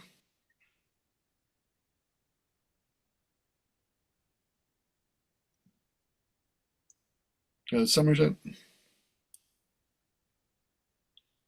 Oh, methinks my lord should be religious and know the office that belongs to such. Methinks his lordship should be humbler. It fitteth not a prelate so to plead. So yes, when his holy state is touched so near. State, holy, or unhallowed, what of that? Is not his grace protector to the king? You're muted, Plantagenet. You're muted. Plantagenet, as he must hold his tongue, lest it be said, speak, sirrah, when you should. Must your bold verdict enter talk with lords, else would I have a fling at Winchester. Uncles of Gloucester and of Winchester, the special watchmen of our England's weal, I would prevail, if prayers might prevail, to join your hearts in love and amity. Oh, what a scandal it is to our crown that two such noble peers as ye should jar! Believe me, lords, my tender years can tell, civil dissension is a viperous worm that gnaws the bowels of the commonwealth. A noise within. Down with the tawny coats! What tumult's this? An uproar, I dare warrant, begun through malice of the bishop's men. A noise again. Oh. Stones, stones, enter mayor. Oh, my good lords and virtuous Henry, pity the city of London, pity us, the Bishop and the Duke of Gloucester, men, forbid late to carry any weapon, have filled their pockets full of pebble stones, and banding themselves in contrary parts, do pelt so fast at one another's pate, that many have their giddy brains knocked out. Our windows are broke down in every street, and we, for fear, compelled to shut our shops. Enter and skirmish with bloody pate. We charge you on allegiance to ourself to hold your slaughtering hands and keep the peace. Pray, Uncle Gloucester, mitigate this strife. Nay, if we be forbidden stones, we'll fall to it with our teeth. Do what you dare, we are as resolute. Skirmish again. You of my household, leave this peevish broil, and set this unaccustomed fight aside. My lord, we know your grace to be a man just and upright, and for your royal birth inferior to none but to his majesty, and ere that we will suffer such a prince, so kind a father of the commonweal, to be disgraced by an inkhorn mate, we and our wives and children all will fight, and have our bodies slaughtered by thy foes. Aye, and the very parings of our nails shall pitch a field when we are dead. Begin again. Stay, I say. And if you love me as you say you do, let me persuade you to forbear a while. Oh, how this discord doth afflict my soul!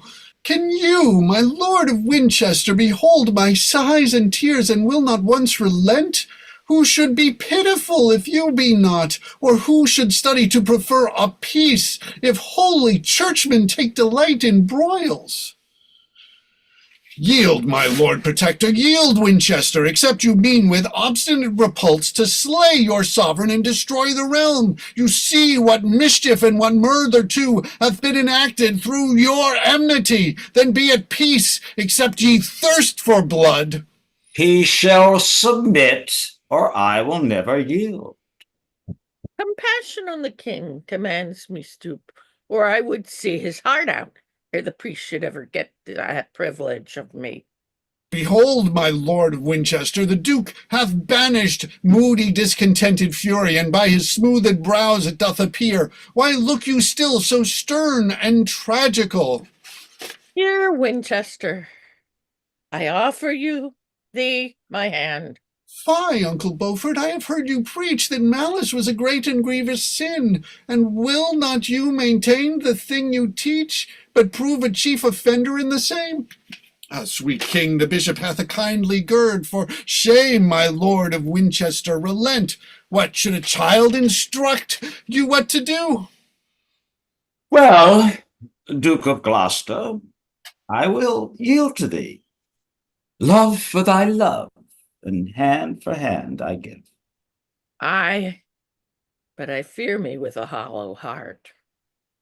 See here, my friends and loving countrymen, this token serveth for a flag of truce betwixt ourselves and all our followers. So help me God, as I dissemble not. So help me God, as I intended not. Oh, loving uncle, kind Duke of Gloucester, how joyful am I made by this contract. Away, my masters, trouble us no more, but join in friendship, as your lords have done. Content, I'll to the surgeons, and so will So I. I will see what physic the tavern affords. Exeunt. Accept this scroll, my most gracious sovereign, which in the right of Richard Plantagenet we do exhibit to your majesty. Well urged, my lord of Warwick. For sweet prince, and if your grace mark every circumstance, you have great reason to do Richard right, especially for those occasions at Eltham Place I told your majesty. And those occasions, uncle, were of force. Therefore, my loving lords, our pleasure is that Richard be restored to his blood. Let Richard be restored to his blood, so shall his father's wrongs be recompensed. As will the rest, so willeth Winchester. If Richard will be true, not that all alone, but all the whole inheritance I give that doth belong unto the house of York, from whence you spring by lineal descent. Thy humble servant bows obedience and humble service till the point of death. Stoop then, and set your knee against my foot, and in reguerdon of that duty done, I girt thee with the valiant sword of York. Rise, Richard, like a true Plantagenet, and rise created princely Duke of York. And so thrive, Richard, as thy foes may fall, and as my duty springs, so perish thee, that grudge one thought against your majesty. Welcome, High Welcome, Prince, High the mighty Prince. Duke of York. Mighty Duke of York. Welcome, Duke of York. Perish, base prince, ignoble Duke of York. Now will it best avail your majesty to cross the seas and to be crowned in France. The presence of a king engenders love amongst his subjects and his loyal friends, as it disanimates his enemies. What Gloucester says, when Gloucester says the word, King Henry goes, for friendly counsel cuts off many foes. Your ships already are in readiness. Senate, flourish, exeunt, mene Exeter. Aye, we may march in England or in France, not seeing what is likely to ensue.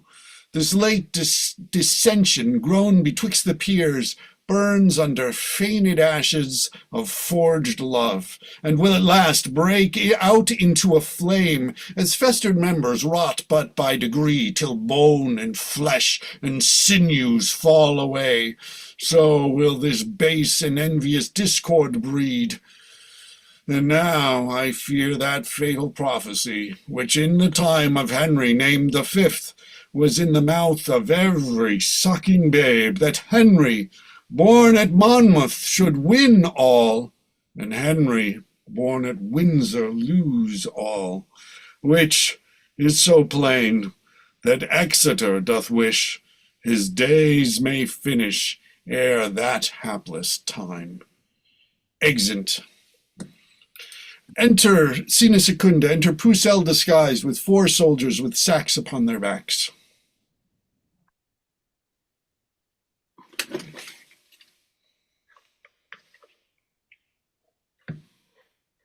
These are the city gates, the gates of Rome, through which our policy must make a breach. Take heed, be wary how you place your words. Talk like the vulgar sort of marketmen that come to gather money for their corn. If we have entrance, as I hope we shall, and that we find the slothful watch but weak, we'll by a sign give notice to our friends that Charles the Dauphin may encounter them. Our sack shall be a mean to sack the city, and we be lords and rulers over Rhone. Therefore we'll knock. Estella, Passons pauvre gens de France. Poor market folks that come to sell their corn. Enter, go in, the market bell is rung. Now, Roan, I'll shake thy bulwarks to the ground. Exeunt. Enter Charles Bastard Alanson. I'm coming. Well, Saint Denis bless this happy stratagem, and once again will sleep secure in Rome. here entered Pucelle and her practicants. Now she is there. How will she specify where is the best and safest passage in? By thrusting out of a torch from yonder tower, which once discerned shows that her meaning is no way to that for weakness which she entered. Enter Pucelle on the top, thrusting out a torch burning.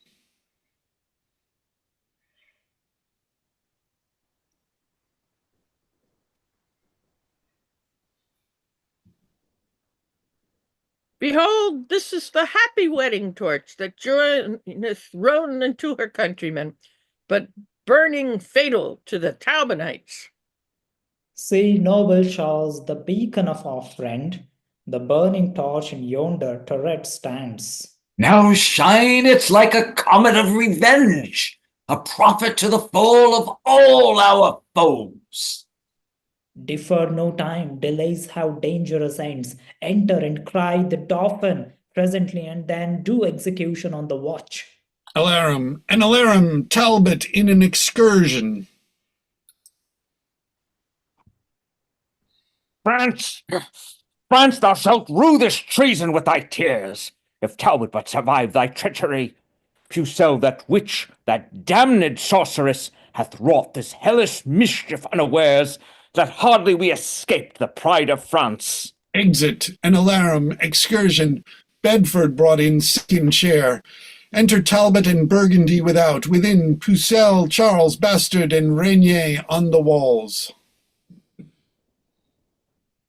God morrow got hunch. Want ye corn for bread? I think the Duke of Burgundy will fast before he'll buy again at such a rate. 'Twas full of darnel. Do you like the taste? Scoff on, vile fiend and shameless courtesan. I trust Elon to choke thee with thine own and make thee curse the harvest of that corn. Your grace may starve, perhaps, before that time. No, let no words, but deeds revenge this treason. What will you do, good greybeard? Break a lance and run a tilt at death within a chair? Foul fiend of France, and hag of all despite, encompassed with thy lustful paramours, becomes it thee to taunt his valiant age, and twit with cowardice a man half dead? Damsel, I'll have a bout with you again, or else let Talbot perish with this shame. Are ye so hot, sir? Yet Pucelle, hold thy peace. If Talbot do but thunder, rain will follow. They whisper together in council. God speed the Parliament. Who shall be the speaker? Dare ye come forth and meet us in the field? Like your lordship takes us then for fools, to try if that our own be ours or no. I speak not to that railing Hecate, but unto thee, Alanson, and the rest. Will ye, like soldiers, come and fight it out? Signor, no. Signor, hang. Base muleteers of France, like peasant footboys do they keep the walls, and dare not take up arms, like gentlemen. Away, captains, let's get us from the walls, for Talbot means no goodness by his looks. Goodbye, my lord. We came but to tell you that we are here. Exeunt from the walls. And there will we be too ere it be long, or else reproach be Talbot's greatest fame.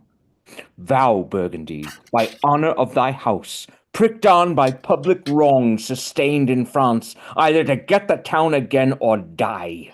And I, as sure as English Henry lives, and as his father here was conqueror, as sure as in this late betrayed town great Cordelian's heart was buried, so sure I swear to get the town or die.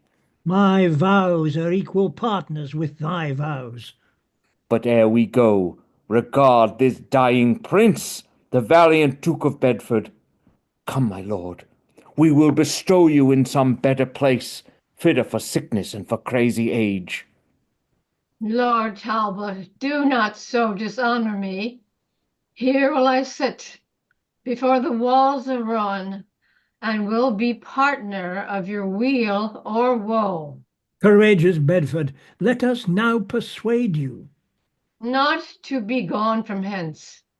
For once I read that stout Pendragon in his litter sick came to the field and vanquished his foes. Methinks I should revive the soldiers' hearts, because I ever found them as myself. Undaunted spirit in a dying breast, then be it so. Heavens keep old Bedford safe. And now no more ado, brave Burgundy, but gather we our forces out of hand, and set upon our boasting enemy. Exeunt. An alarm, excursion, enter Sir John Falstaff and a captain. Ah, whither away, Sir John Falstaff, in such haste? There a way to save myself by flight. We are like to have the overthrow again. What, will you fly and leave Lord Talbot? All the Talbots in the world to save my life. Exit. Cowardly knight, ill fortune follow thee. Exit. Retreat, excursions, Pucelle, Alençon, and Charles fly. Now, quiet soul, depart when heaven please, for I have seen our enemies overthrow. What is the trust or strength of foolish man? They that of late were daring with their scoffs are glad and fain by flight to save themselves. Bedford dies and is carried in by two in his chair. An alarum, enter Talbot, Burgundy, and the rest. Ha ha! Lost and recovered in a day again. This is a double honor, Burgundy. Yet heavens have glory for this victory. Warlike and martial Talbot, Burgundy enshrines thee in his heart, and there erects thy noble deeds as valor's monuments. Thanks, gentle Duke. But where is Pucelle now? I think her old familiar is asleep. Now where's the bastard's braves, and Charles his glikes? What, all amort? Roan hangs her head for grief that such a valiant company are fled. Now will we take some order in the town, placing therein some expert officers, and then depart to Paris, to the king, for there young Henry with his nobles lie. What wills Lord Talbot pleases Burgundy. But yet before we go, let's not forget the noble Duke of Bedford, late deceased, but see his exequies fulfilled in Rhone. A braver soldier never couched lance, a gentler heart did never sway in court.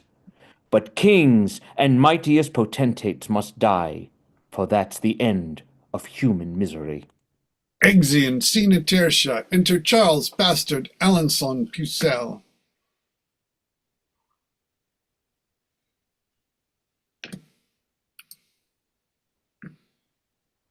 Worry not, princess, at this accident, nor grieve that Rhone is so recovered.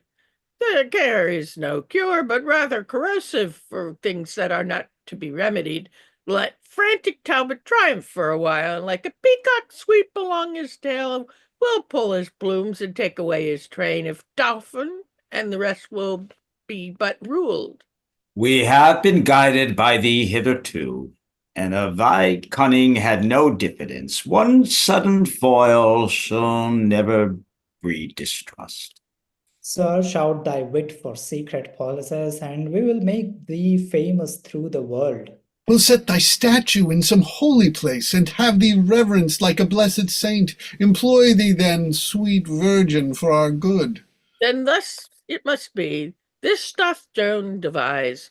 By fair persuasions, mixed with sugared words, we will entice the Duke of Burgundy to leave the Talbot and to follow us.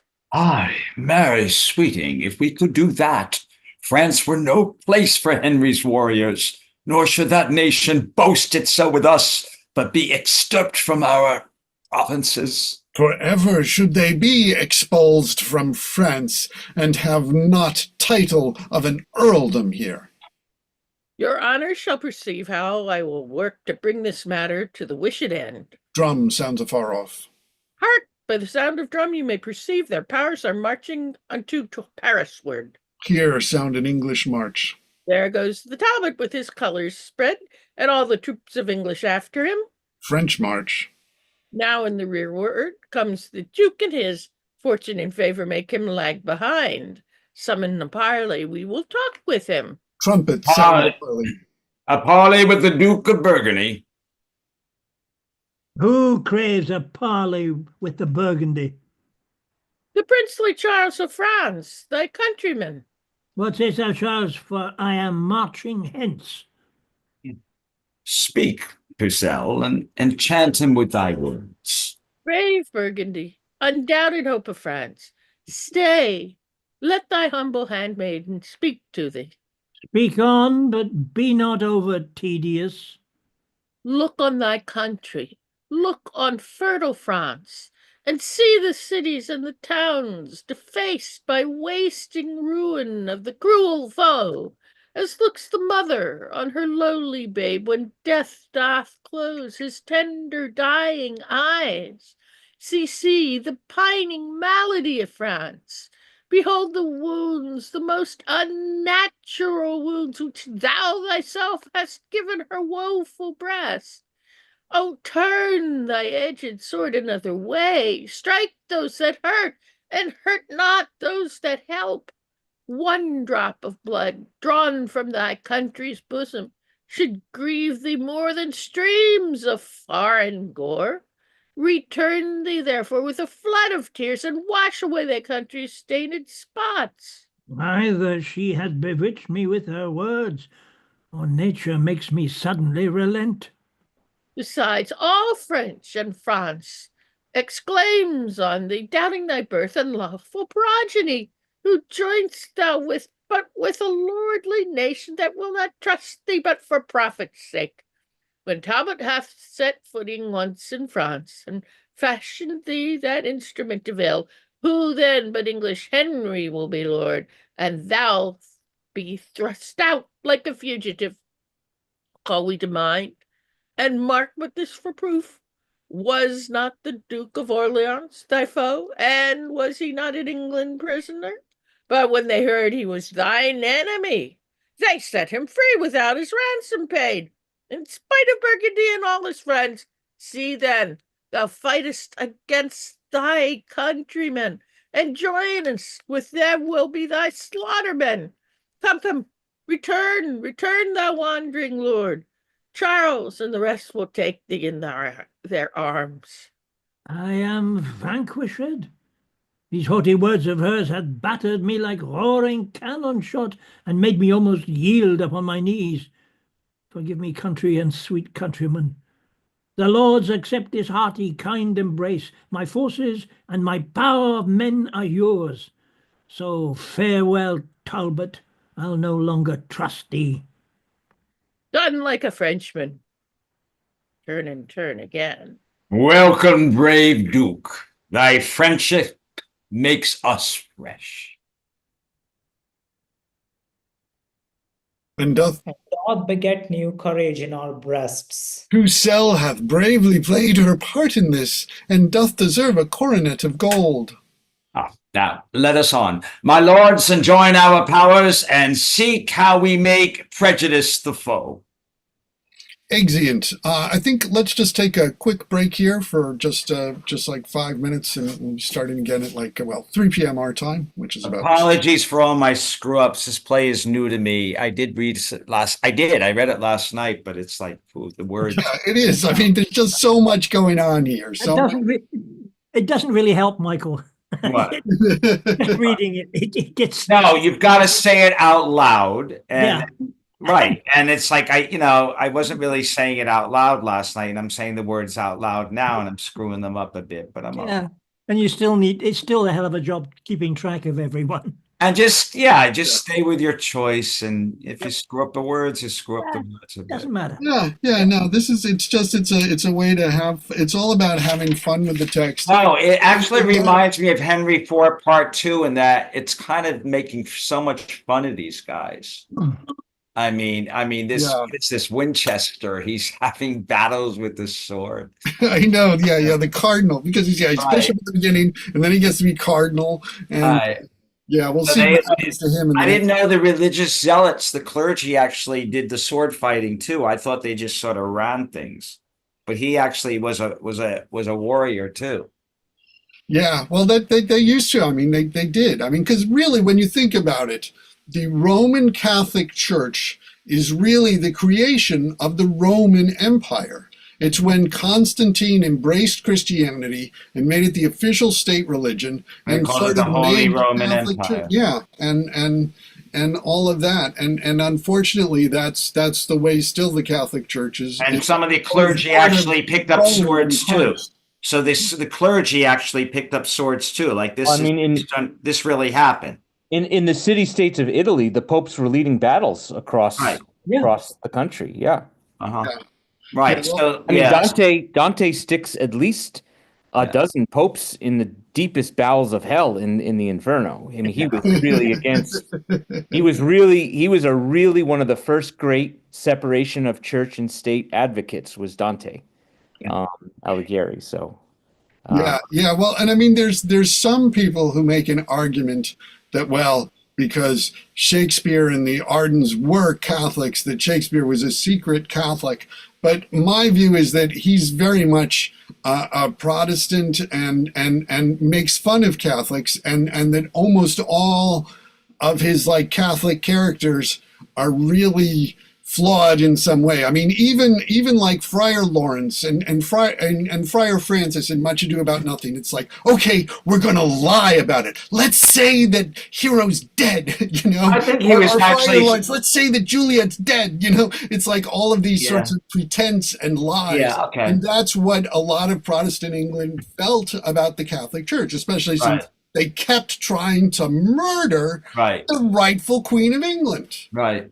But I think he was also primarily speaking out against all the warriors in both religions.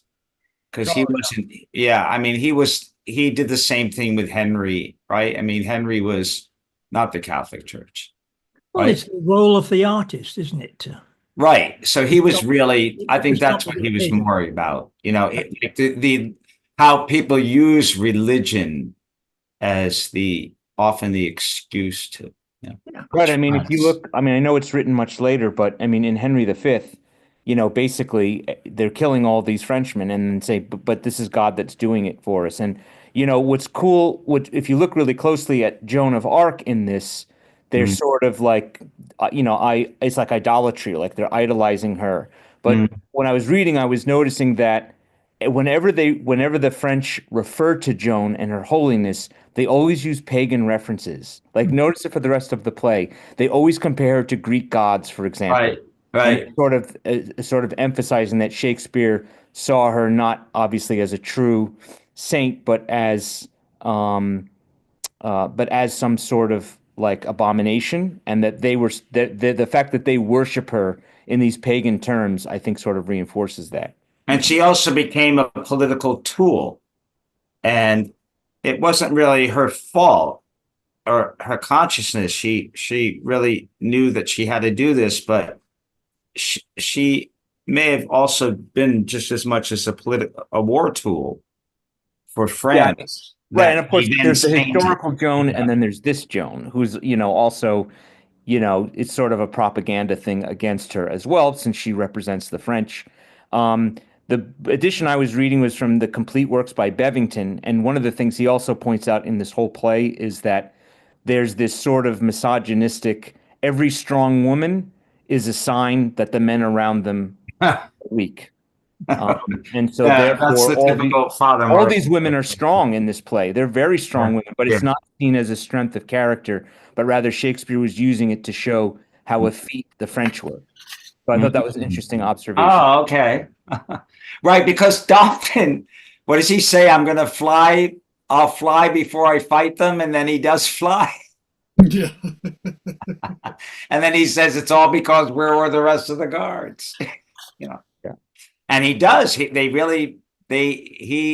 convinced that she is like going to save France. Yeah. She's going to be the one. And there are a couple of, also one of the things that's just so great, I mean, is like little lines and phrases that from this play, like glory is like a circle in the water which never ceases to enlarge itself till it by broad spreading it disperse to naught. You know, and also delays have dangerous ends, which is also a good one. And unbidden guests are often welcomest when they are gone. So that's one of the other things. All right, so is everybody ready? Let's continue on with, now we're on to, where are we on? Scene quarta. This is still Act 3, Scene quarta. So, all right, let us go. Enter the King, Gloucester, Winchester, York, Suffolk, Somerset, Warwick, Exeter, to them with his soldiers, Talbot. My gracious prince and honorable peers, hearing of your arrival in this realm, I have a while given truce unto my wars to do my duty to my sovereign. In sign whereof this arm that hath reclaimed to your obedience 50 fortresses, 12 cities, and 7 walled towns of strength, beside 500 prisoners of esteem, lets fall this sword before your highness' feet, and with submissive loyalty of heart ascribes the glory of his conquest got, first to my God, and next unto your grace. Is this the Lord Talbot, Uncle Gloucester, that hath so long been resident in France?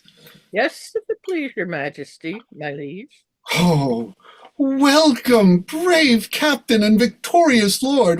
When I was young, and as yet I am not old, I do remember how my father said a stouter champion never handled sword.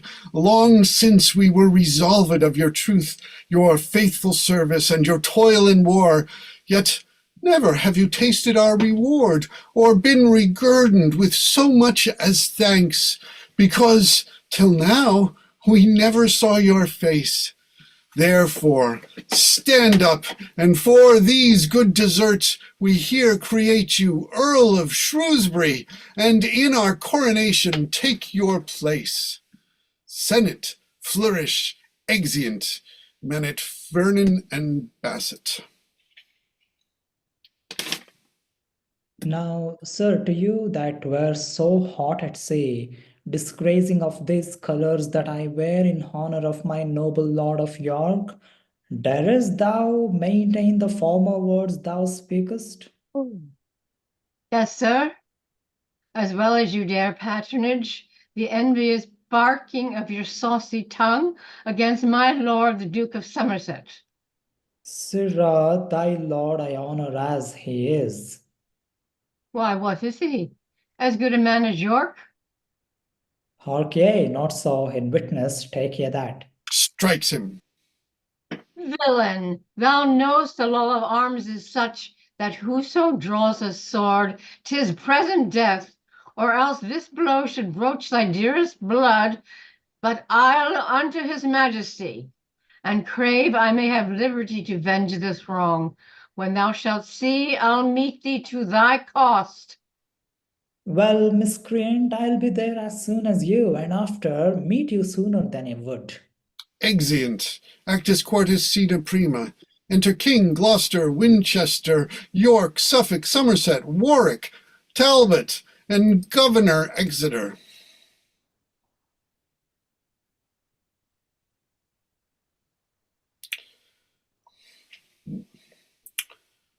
Gloucester? Gloucester, I want to get crowned. Come on. Lord Bishop, set the crown about his head. God save King Henry, of that name the 6th. God save the king. Now, Governor of Paris, take your oath that you elect no other king but him. Esteem none friends but such as are his friends, and none your foes but such as shall pretend malicious practices against his state. This ye shall do, so help you righteous God. Enter Falstaff. My gracious sovereign, as I rode from Calais to hasten unto your coronation, a letter was delivered to my hands, writ to your grace from the Duke of Burgundy. Shame to the Duke of Burgundy and thee! I vowed, base knight, when I did meet thee next, to tear the garter from thy craven legs, which I have done, because unworthily thou wast installed in that high degree. Pardon me, princely Henry, and the rest. this dastard at the battle of Poitiers, when but in all I was 6,000 strong, and that the French were almost 10 to 1, before we met, of that a stroke was given, like to a trusty squire, did run away, in which assault we lost 1,200 men. Myself and divers gentlemen beside were there surprised and taken prisoners. Then judge, great lords, if I have done amiss, or whether that such cowards ought to wear this ornament of knighthood, yea or no.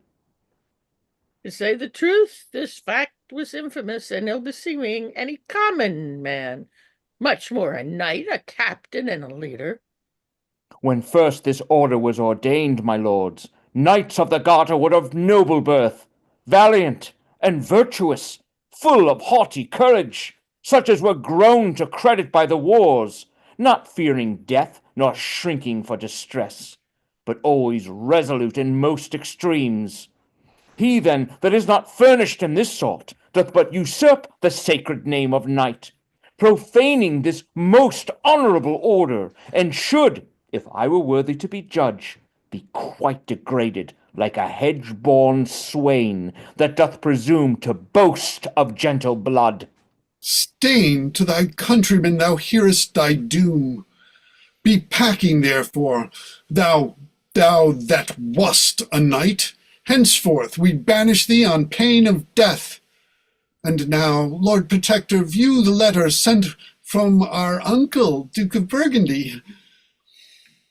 What means his grace? That he hath changed his style. No more but plain and bluntly? Hath he forgot he is his sovereign? Or doth this churlish superscription pretend some alteration in goodwill? What's here? I have, upon a special cause, moved with compassion of my country's wrack, together with the pitiful complaints of such as your oppression feeds upon, forsaken your pernicious faction, and joined with Charles, the rightful King of France. Oh, monstrous treachery! Can this be so? That in alliance, amity, and oaths there should be found such false dissembling guile? What? Doth my uncle Burgundy revolt? He doth, my lord, and is become your foe. Oh, is that the worst this letter doth contain? It is the worst and all, my lord, he writes.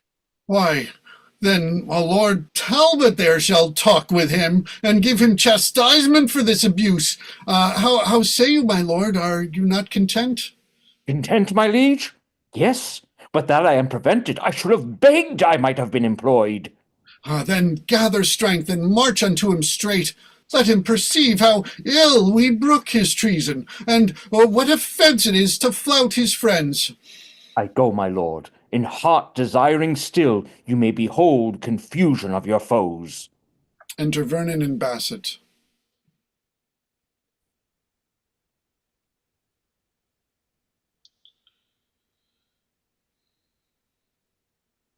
Vernon? No, did we?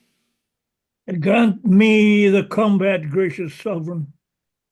And me, my lord, grant me the combat too. This is my servant. Hear him, noble prince. And this is mine, sweet Henry, favor him. Be patient, lords, and give them leave to speak. Say, gentlemen, what makes you thus exclaim, and wherefore crave you combat, or with whom? With him, my lord, for he hath done me wrong. And I with him, for he hath done me wrong. What is that wrong whereof you both complain? First let me know, and then I'll answer you. Crossing the sea from England into France, this fellow here with envious carping tongue upbraided me about the rose I wear, saying the sanguine color of the leaves did represent my master's blushing cheeks, when stubbornly he did repugn the truth about a certain question in the law argued betwixt the Lord, a Duke of York, and him, with other vile and ignominious terms, in confutation of which rude reproach and in defense of my lord's worthiness, I crave the benefit of law of arms. And that is my petition, noble lord, for though he seemed with forged quaint conceit to set a gloss upon his bold intent, yet no, my lord, I was provoked by him, and he first took exceptions at this badge, pronouncing that he paleness of this flower bewrayed the faintness of my master's heart. Will not this malice Somerset be left? You private grudge, my lord of York, will out, thou never so cunningly you smoother it. Good Lord, what madness rules in brain-sick men when for so slight and frivolous a cause such fatuous emulations shall arise? Good cousins, both of York and Somerset, quiet yourselves, I pray, and be at peace. Let this dissension first be tried by fight, and then your highness shall command a peace. The quarrel toucheth none but us alone, betwixt ourselves let us decide it then. There is my pledge. Accept it, Somerset. Nay, let it rest where it began at first.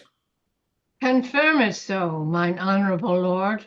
Confirm it so, confounded be your strife, and perish ye with your audacious prate. Presumptuous vassals, are you not ashamed with this immodest, clamorous outrage to trouble and disturb the king and us? And you, my lords, methinks you do not well to bear with their perverse objections, much less to take occasion from their mouths to raise a mutiny between yourselves. Let me persuade you take a better course. It grieves his highness. Good my lords, be friends. Come hither, you that would be combatants. Where henceforth I charge you, as you love our favour, quite to forget this quarrel and the cause, and you, my lords, remember where we are, in France, amongst a fickle, wavering nation. If they perceive dissension in our looks, and that within ourselves we disagree, how will their grudging stomachs be provoked to wilful disobedience and rebel? Besides, what infamy will there arise when foreign princes shall be certified that for a toy, a thing of no regard, King Henry's peers and chief nobility destroyed themselves and lost the realm of France? Oh, think upon the conquest of my father, my tender years, and let us not forgo that for a trifle that was bought with blood, let me be umpire in this doubtful strife. I see no reason, if I wear this rose, that anyone should therefore be suspicious. I'm more inclined to Somerset than York. Both are my kinsmen, and I love them both. As well they may upbraid me with my crown, because, forsooth, the King of Scots is crowned. But your discretions better can persuade than I am able to instruct or teach. And therefore, as we hither came in peace, so let us still continue peace and love.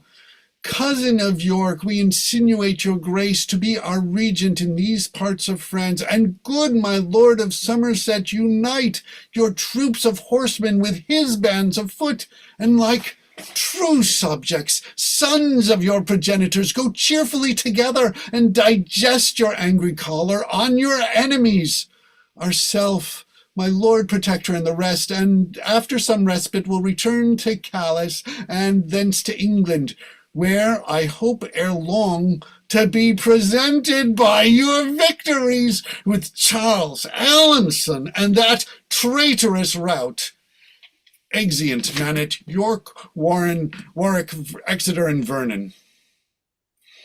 Ah, my lord of York, I promise you the king prettily methought did play the orator. You're muted, York.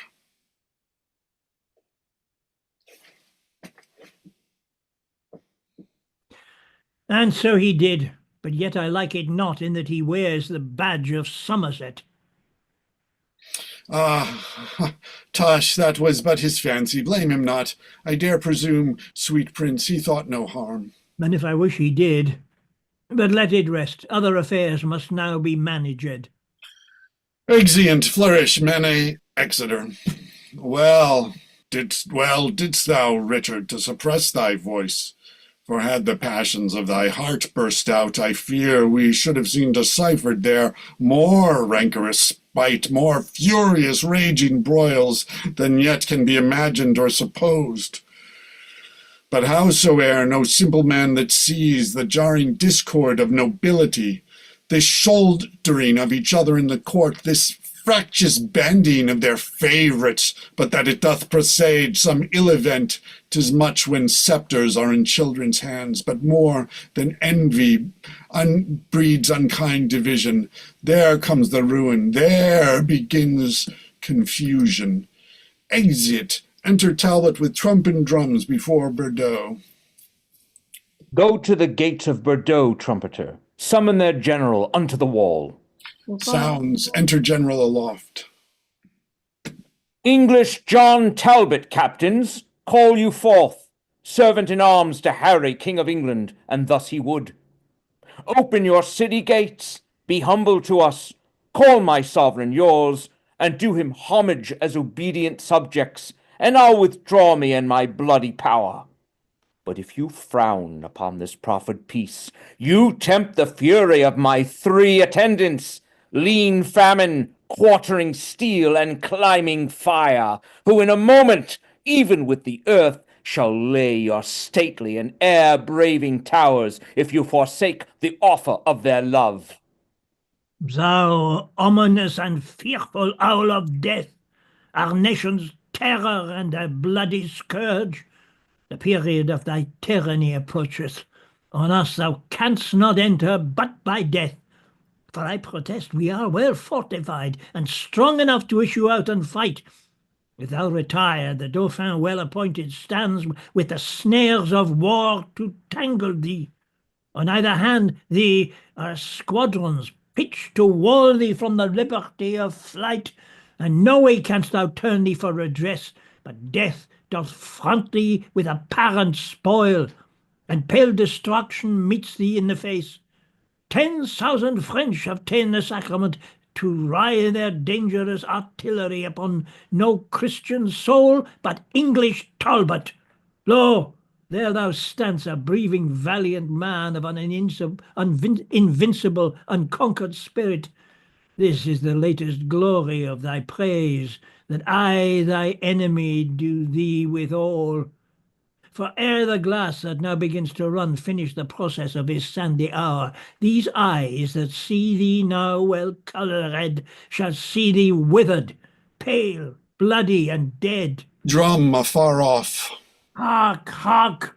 The Dauphin's drum, a warning bell, sings heavy music to thy timorous soul, and mine shall ring thy dire departure out. You favors not. I hear the enemy. Out from light horsemen and peruse their wings. In negligent and heedless discipline, how are we parked and bounded in a pale? A little herd of England's timorous deer, mazed with a yelping kennel of French curs. If we be English deer, be then in blood, not rascal-like to fall down with a pinch, but rather moody mad, and desperate stags, turn on the bloody hounds with heads of steel, and make the cowards stand aloof at bay. Sell every man his life as dear as mine, and they shall find dear, dear of us, my friends. God and St. George, Talbot and England's right, prosper our colours in this dangerous fight. Exit, enter a messenger that meets York. Enter York with trumpet and many soldiers. And not the speedy scouts returned again, that dog, the mighty army of the Dauphin? They are returned, my lord, and give it out that he is marched to Bordeaux with his power to fight with Talbot as he marched along. By your espials were discovered 2 mightier troops then that the Dauphin led, which joined with him and made their march for Bordeaux. A plague upon that villain Somerset that thus delays my promised supply of horsemen that were levied for the siege. Renowned Talbot doth expect my aid, and I am louted by a traitor villain, and cannot help the noble chevalier. God comfort him in this necessity. If he miscarry, farewell wars in France. Enter another messenger. Thou Princely leader of our English strength, ever so needful of the earth of France, spur to the rescue of the noble Talbot, who now is girdled with a waist of iron and hemmed about with grim destruction. To Bordeaux, warlike Duke, to Bordeaux, York, else farewell Talbot, France and England's honour. Oh God, that Somerset, who in proud heart doth stop my corners, were in Talbot's place, so should we save a valiant gentleman by forfeiting a traitor and a coward. Mad ire and wrathful fury makes me weep, that thus we die while remiss traitors sleep. Oh, send some succour to the distressed lord. He dies, we lose. I break my warlike word. We mourn, France smiles. We lose, they daily get all long of this vile traitor Somerset. Then God take mercy on brave Talbot's soul, and on his son, young John, who 2 hours since I met in travail toward his warlike father. This 7 years did not Talbot see his son, and now they meet where both their lives are done. Alas, what joy shall noble Talbot have to bid his young son welcome to his grave? Away, vexation almost stops my breath, that sundered friends greet in the hour of death. Lucy, farewell. No more my fortune can, but curse the cause I cannot aid the man. Maine, Blois, Poitiers, and Tours are won away. Long all of Somerset and his delay. Exit. Thus, while the vulture of sedition feeds in the bosom of great commanders, sleeping neglection doth betray to loss the conquest of our scarce cold conqueror, that ever-living man of memory, Henry the Fifth, whilst they each other cross, lives, honours, lands, and all hurry to loss. Enter Somerset with his army. Kitty, can you take Somerset? Did you say Kitty? Yes. Okay. Okay. It is too late. I cannot send them now. This expedition was by York and Talbot too rashly plotted. All our general force might with a sally of the very town be buckled with. The over-daring Talbot hath sullied all his gloss of former honor by this unheedful, desperate, wild adventure. York set him on to fight and die in shame, that Talbot dead, great York might bear the name. Here is Sir William Lucy, who with me set from our o'ermatched forces forth for aid. Ah, now, Sir William, whither were you sent? Whither, my lord, from bought and sold Lord Talbot, who ringed about with bold adversity, cries out for noble York and Somerset to beat a selling death from his weak regions. And whilst the honourable captain there drops bloody sweat from his war-wearied limbs, and at advantage lingering looks for rescue, you, his false hopes, the trust of England's honour, keep all aloof with worthless emulation. Let not your private discord keep away the levied succours that shall lend it of aid, while he, renowned noble gentleman, yield upon his life unto a world of odds. Orleans the bastard, Charles, Burgundy, Aronson, Reginald compass him about, and Talbot perished by your default. York set him on. York should have sent him aid. Yeah, well, and York is fast upon your grace exclaimed, swearing that you withhold his levy to boast collected for this expedition. York lies. He might have sent and had the horse. I owe him little duty and less love, and take foul scorn to fall on him by sending. The fraud of England, not the force of France, has now entrapped the noble-minded Talbot. Never to England shall he bear his life, but dies betrayed to fortune by your strife. Go. I will dispatch the horsemen straight. Within 6 hours they will be at his aid. Too late comes rescue. He is taken as slain. For fly he could not. If he would have fled and flied, would Talbot never thought he might.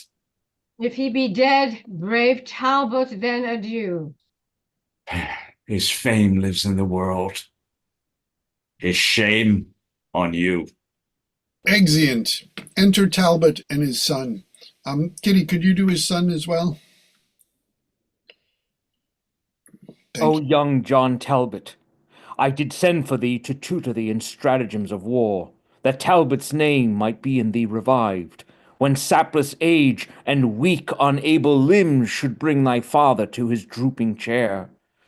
But O malignant and ill-boding stars, now thou art come unto a feast of death, a terrible and unavoided danger.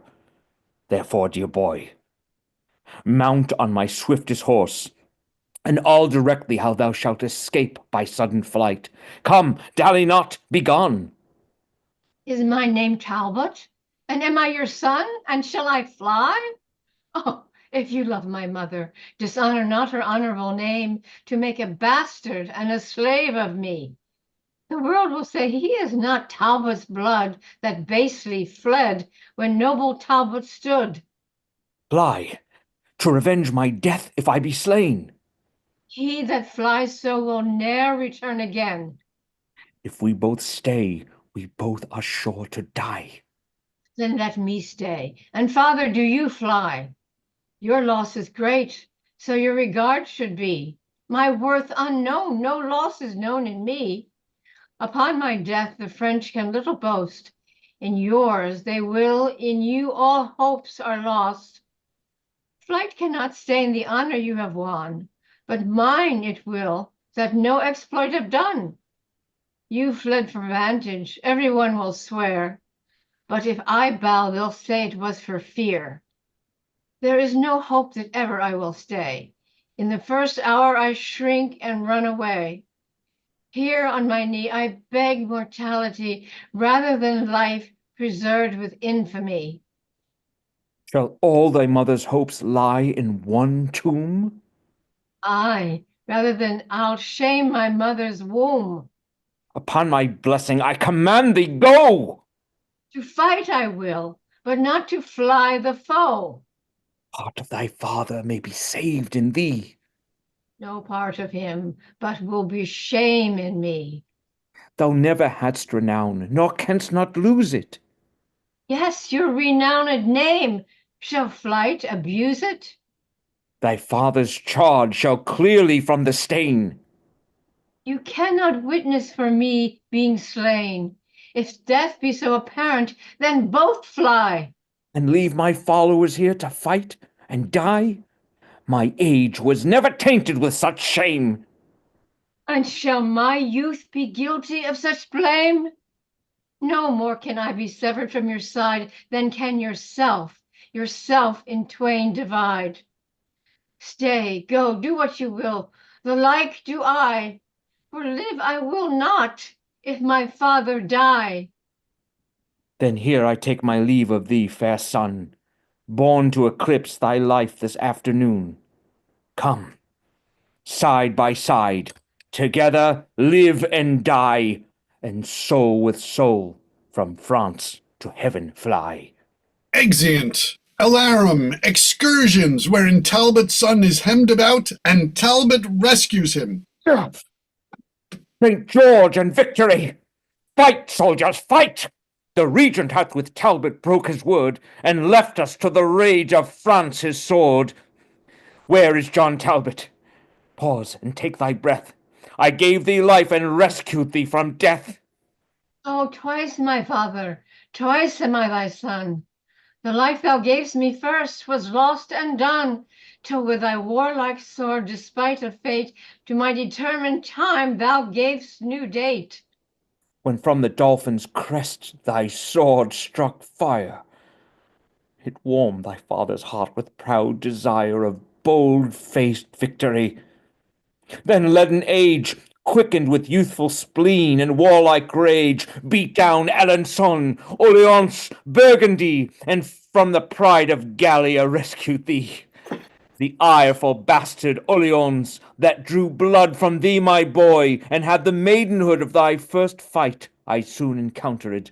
In interchanging blows I quickly shed some of his bastard blood, and in disgrace bespoke him thus: contaminated, base, and misbegotten blood I spill of thine, mean and right pour for that pure blood of mine, which thou didst force from Talbot, my brave boy.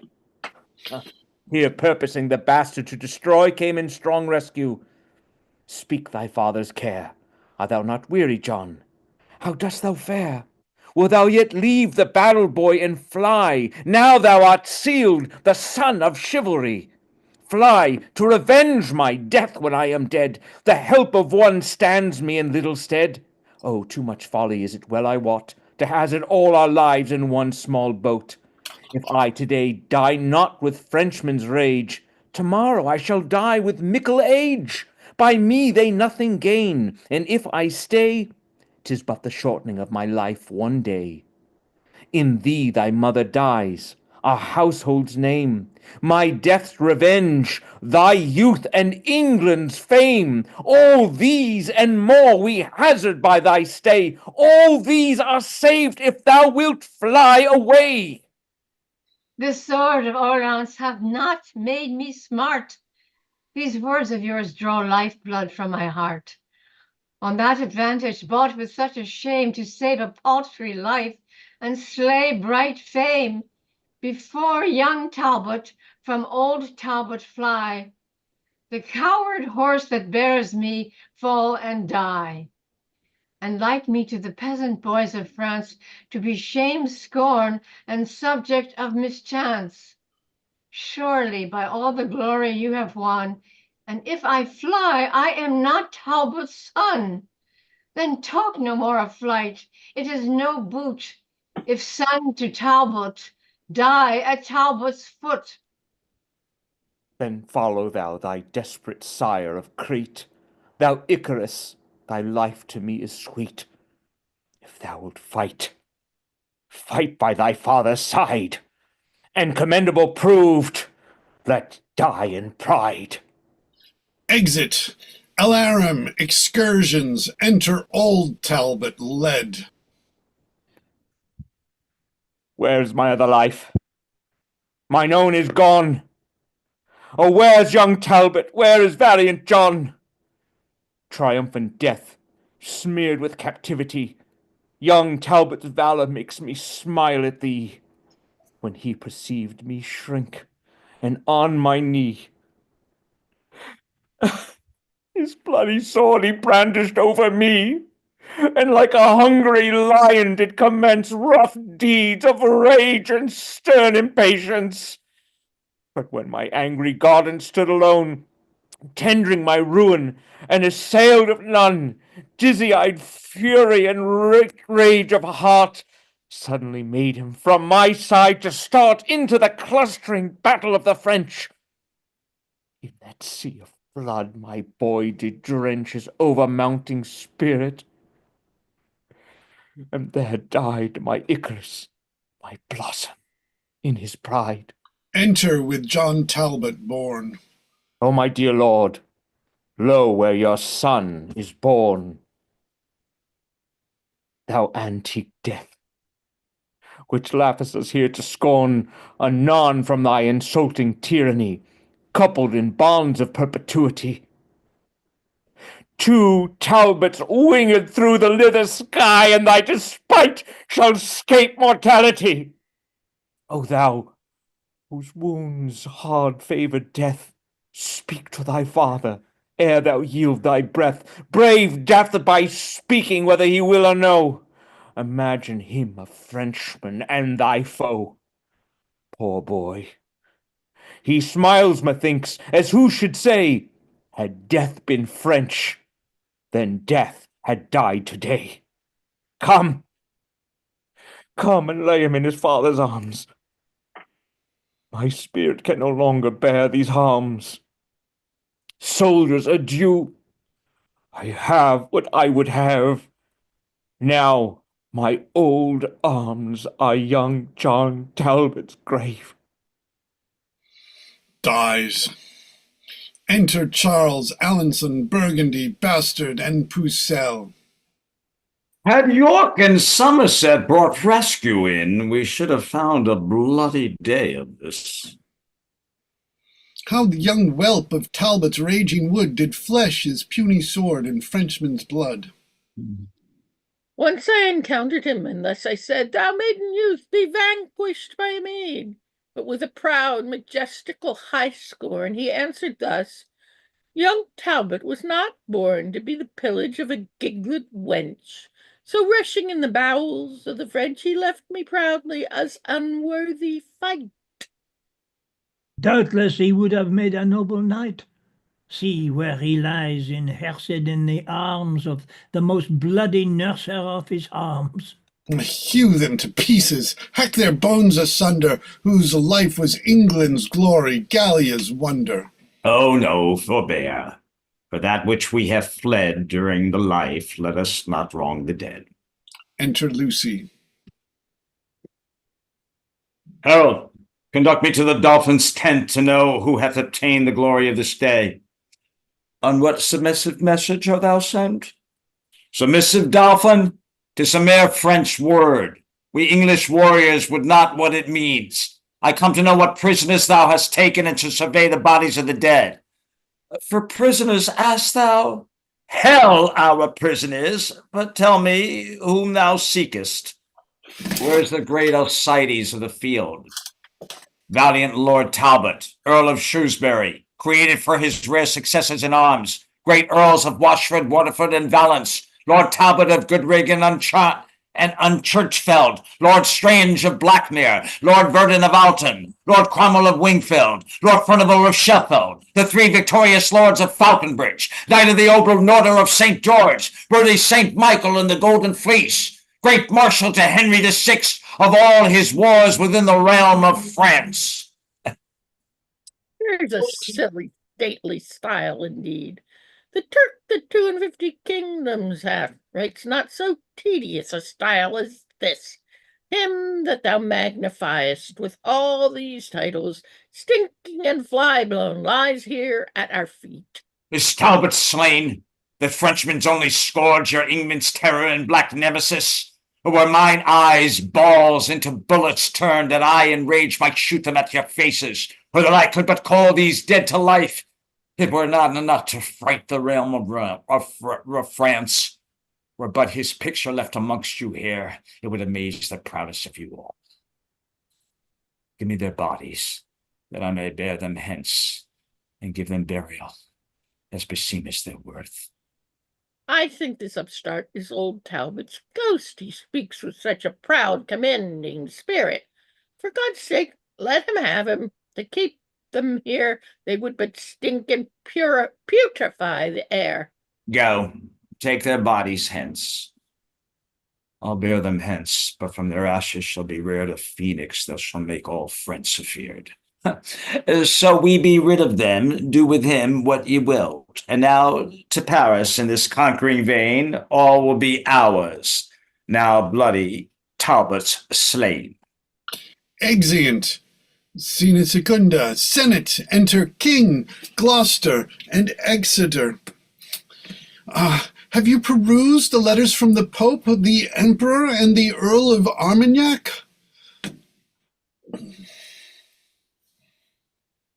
I have, my lord, and their intent is this. They humbly sue unto your excellence to have a godly peace concluded of between the realms of England and of France. How doth your grace affect their motion? Well, my good lord, and as the only means to stop effusion of our Christian blood and establish quietness on every side. Ay, marry, uncle, for I always thought it was both impious and unnatural that such immanity and bloody strife should reign among professors of one faith. Besides, my lord, the sooner to effect and surer bind this knot of amity, the Earl of Armagnac near knit to Charles, A man of great authority in France proffers his only daughter to your grace in marriage with a large and sumptuous dowry. Marriage, uncle? Alas, my years are young, and fitter is my study and my books than wanton dalliance with a paramour. Yet get call in the ambassadors, and as you please, so let them have their answers, every one. I shall be well content with any choice tends to God's glory and my country's weal. Enter Winchester and 3 ambassadors. What? Is my Lord of Winchester installed and called unto a cardinal's degree? Then I perceive that will be verified. Henry V did sometime prophesy, if once he came to be a cardinal, he'd make his cap co-equal with the crown.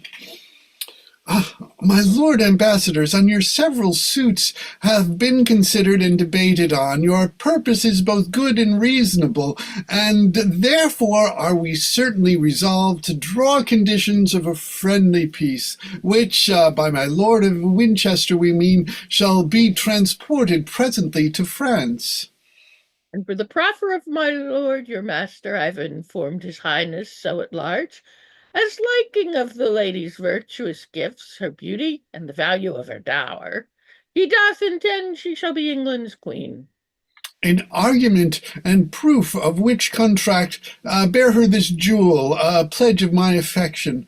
And so, my lord protector, see them guarded and safely brought to Dover, wherein shipped, commit them to the fortune of the sea. Stay, my lord legate. You shall first receive the sum of money, which I promise should be delivered to his holiness for clothing me in these grave ornaments. I will attend your lordship's leisure. Now, Winchester will not submit, I trow, or be inferior to the proudest peer. Humphrey of Gloucester, thou shalt will perceive that neither in birth or for authority the bishop will be overborne by thee. I'll either make thee stoop and bend thy knee, or sack this country with a mutiny. Exeunt. Scene at Tertia. Enter Charles, Burgundy, Alençon, Bastor, Regnier, and Joan. Oh, I'm coming. Well, you're the king. That's all right. Okay, I'm coming. I'm Charles, yes. Okay, well, I don't have my hat, so that's all right. Oh, these news, my lord, may cheer our drooping spirits. 'Tis said the stout Parisians do revolt and turn again unto the warlike French. Then march to Paris, royal Charles of France, and keep not back your powers in dalliance. Peace be amongst them if they turn to us, else ruin combat with their palaces. Enter Scout. Success unto our valiant general, and happiness to his accomplices. More tidings send us our scouts. I pray speak. The English army that divided was into 2 parties is now conjoined in one, and means to give you battle presently. Somewhat too sudden, sirs, the warning is, but we will presently provide for them. I trust the ghost of Talbot is not there. Now he is gone, my lord, you need not fear. Of all base passions, fear is most accursed. Command the conquest, Charles, it shall be thine. Let Henry fret, and all the world repine. Then on, my lords, and France be fortunate. Exeunt. Alarum. Excursions. Enter Joan du Pucelle. The regent conquers, and the Frenchmen fly. Now help ye charming spells and periaps, and ye choice spirits that admonish me, and give me signs of future accidents. You speedy helpers that are substitutes under the lordly monarch of the north, appear and aid me in this enterprise. Enter fiends. This speedy and quick appearance argues proof of your accustomed diligence to me. Now, ye familiar spirits that are culled out of the powerful regions under earth, help me this once, that France may get the field. They walk and speak not. Oh, hold me not with silence over long, where I was wont to feed you with my blood. I'll lop a member off and give it you. in earnest of a further benefit. So you do condescend to help me now. They hang their heads. No hope to have redress? My body shall pay recompense if you will grant my suit. They shake their heads. Cannot my body nor blood sacrifice entreat you to your wanted furtherance? Then take my soul, my body, soul, and all, before that England give the French the foil. They depart. See, they forsake me. Now the time has come that France must veil her lofty plumèd crest, and let her head fall into England's lamp. My ancient incantations are too weak, and held too strong for me to buckle with. Now, France, thy glory droopeth to the dust. Exit. Excursions. Burgundy and York fight hand to hand. French fly. Damsel of France, I think I have you fast. Unchain your spirits now with spelling charms, and try if they can gain your liberty. A goodly prize, fit for the devil's grace. See how the ugly witch doth bend her brows, as if with Circe she would change my shape. Pucelle? Change to a worser shape thou canst not be. Oh, Charles the Dauphin is a proper man. No shape but his can please your dainty eye. A plaguing mischief life on Charles and thee, and may ye both be suddenly surprised by bloody hands in sleeping on your beds. Spell-banning hag, enchantress, hold thy tongue. I prithee give me leave to curse a while. Curse, miscreant, when thou comest to the stake. Exeunt. Alarum. Enter Suffolk with Margaret in his hand. Be what thou wilt, thou art my prisoner. O fairest beauty, do not fear nor fly, for I will touch thee but with reverent hands. I kiss thee fingers for eternal peace, and lay them gently on thy tender side. Who art thou, say, that I may honor thee? Margaret, my name, and daughter to a king, the king of Naples, whosoe'er thou art. An earl I am, and Suffolk am I called. Be not offended, nature's miracle. Thou art allotted to be ta'en by me. So doth the swan her downy cygnet save, keeping them prisoner underneath his wings. Yet if this servile usage once offend, go and be free again, as Suffolk's friend. She is going. Oh, stay! I have no power to let her pass. My hand would free her, but my heart says no. As plays the sun upon the glassy streams, twinkling another counterfeited beam, so seems this gorgeous beauty to mine eyes. Fain would I woo her, yet I dare not speak. I'll call for pen and ink, and write my mind. Fie, Delapole, disable not thyself. Hast not a tongue? Is she not here? Wilt thou be daunted at a woman's sight? Aye, beauty's princely majesty is such, confounds the tongue, and makes the senses rough. Stay, Earl of Suffolk, if thy name be so. What ransom must I pay before I pass? For I perceive I am thy prisoner. How canst thou tell she will deny thy suit before thou make a trial of her love? Why speakst thou not? What ransom must I pay? She's beautiful, and therefore to be wooed. She is a woman, therefore to be won.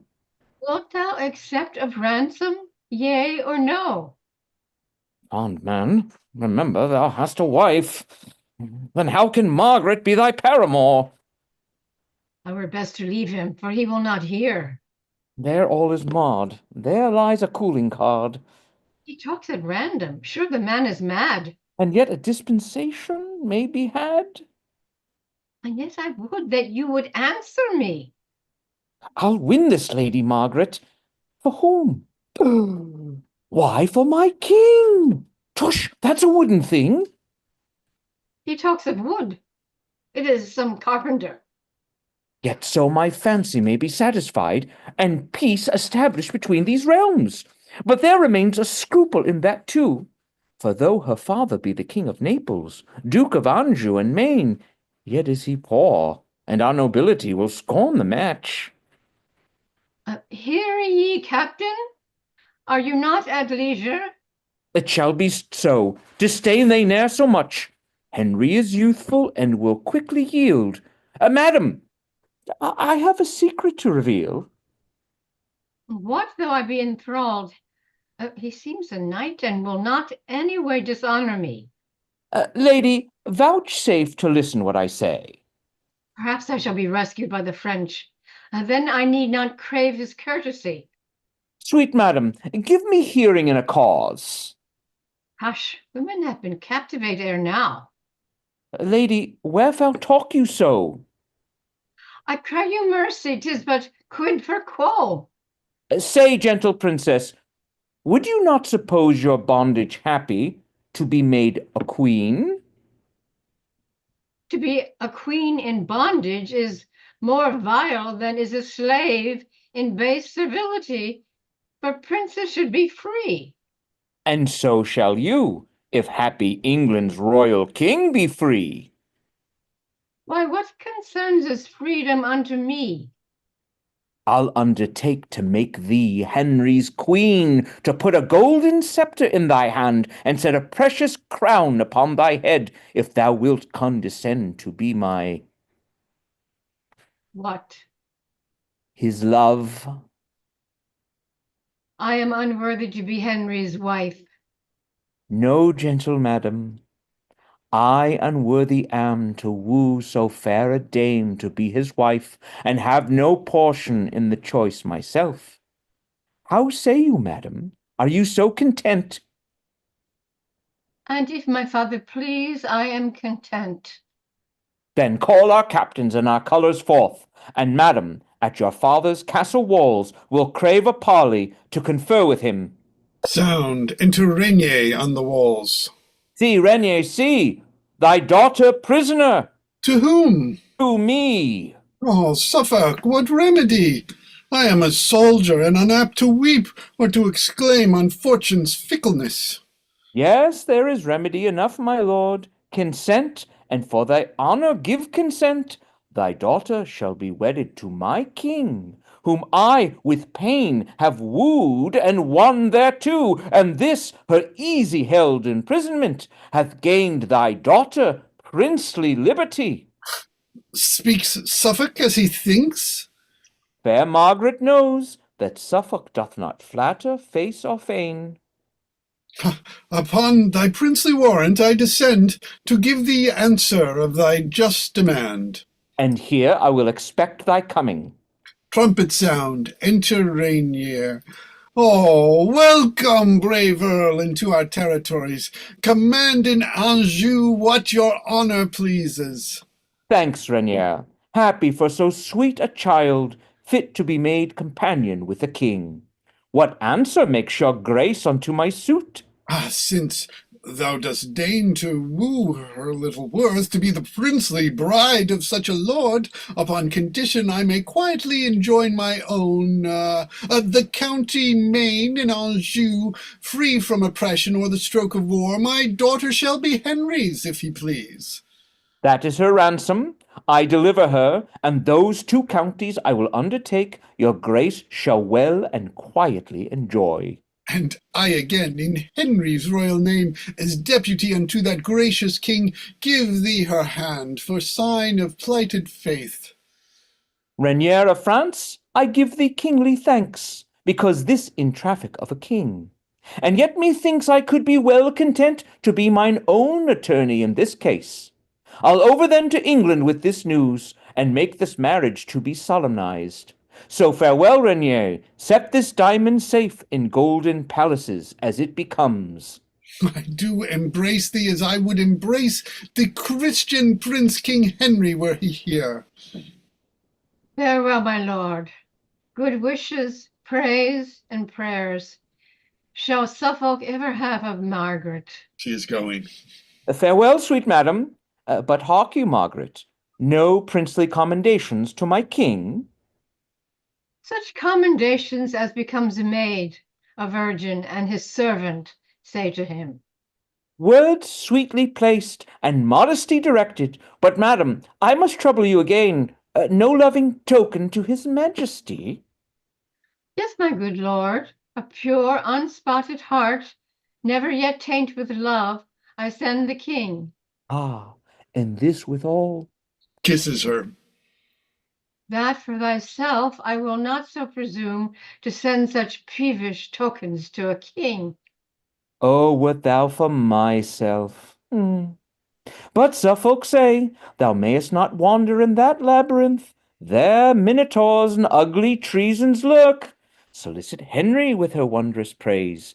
Bethink thee on her virtues that surmount mad natural graces that extinguish art. Repeat their semblance often on the seas, that when thou comest to kneel at Henry's feet, thou mayest bereave him of his wits with wonder.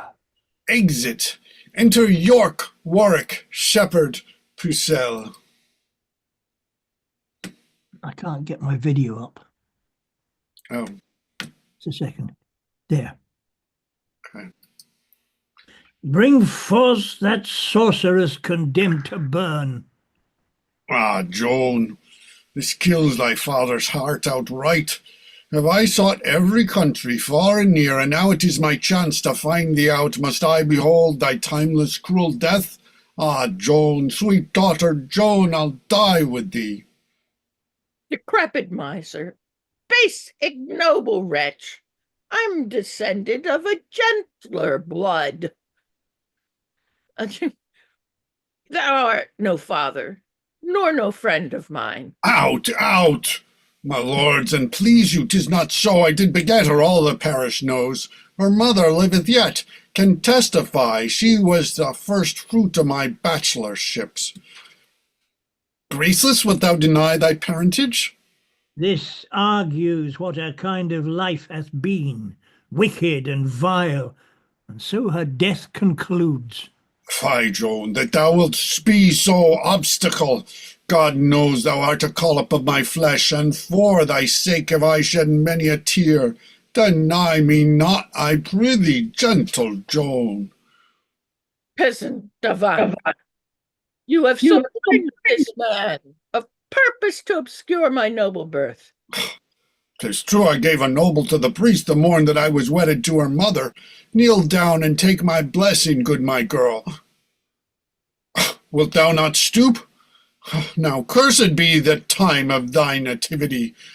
I would the milk thy mother gave thee when thou suck'st her breast had been a little ratsbane for thy sake, or else while thou didst leave my lambs afield, I wish some ravenous wolf had eaten thee. Dost thou deny thy father, cursed drab? Oh, burn her! Burn her! Hanging is too good. Take her away, for she hath lived too long to fill the world with vicious qualities. First, let me tell you whom you have condemned.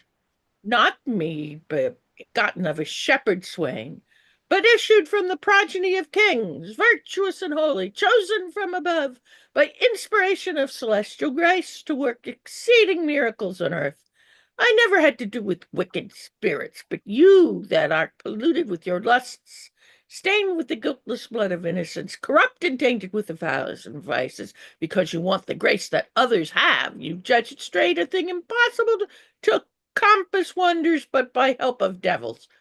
No misconceived Joan of Eyre hath been a virgin from her tender infancy, chaste and immaculate in very thought, whose maiden blood thus rigorously effused will cry for vengeance at the gates of heaven.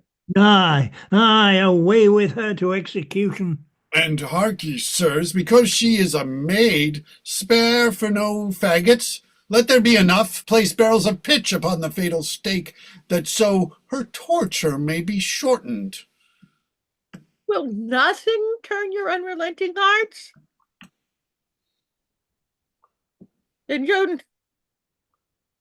discover thine infirmity, that warranteth by law to be thy privilege. I am with child, ye bloody homicides.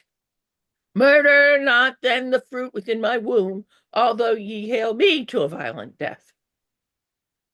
No, heaven forfend the holy maid with child? The greatest miracle that e'er yet wrought. Is all your strict preciseness come to this? She and the Dauphin have been juggling. I did imagine what would be her refuge. Oh, well, go to. We'll have no bastards live, especially since Charles must father it. You are deceived. My not child is none of his. It was Alison that enjoyed my love. Alençon, that notorious Machiavel, it dies, and if it had 1,000 lives. Oh, give me Louis. I have deluded you. 'Twas neither Charles nor yet the Duke I named, but Regnier, King of Naples, that prevailed. A married man! That's most intolerable. Why, here's a girl. I think she knows not well there were so many whom she may accuse. It's a sign she hath been liberal and free.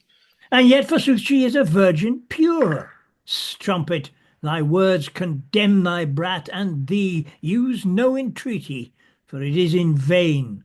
Then lead me hence, with whom I leave my curse.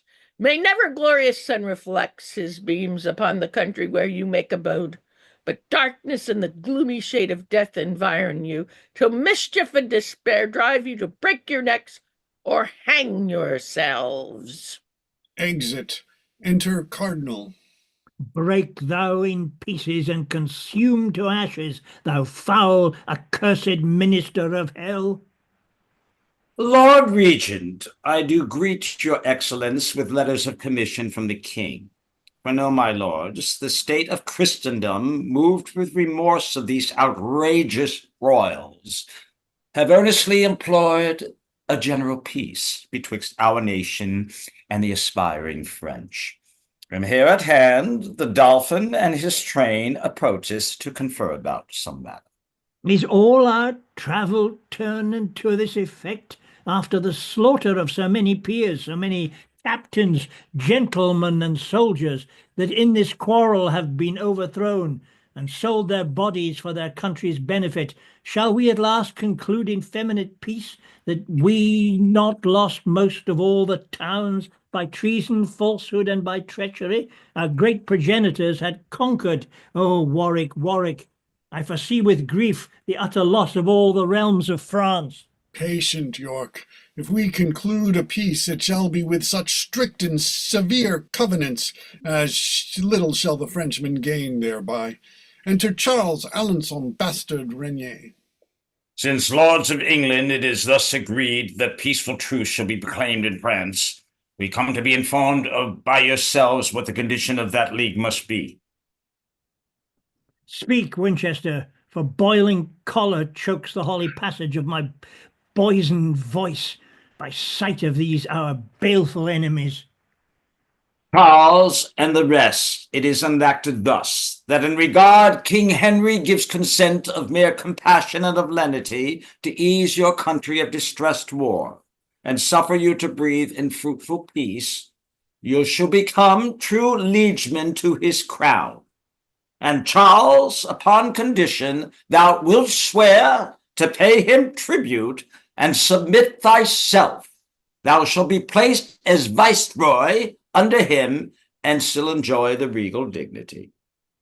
Must he be then as a shadow of himself, adorn his temples with a coronet, and yet in substance and authority retain but privilege of a private man? This proffer is absurd and reasonless.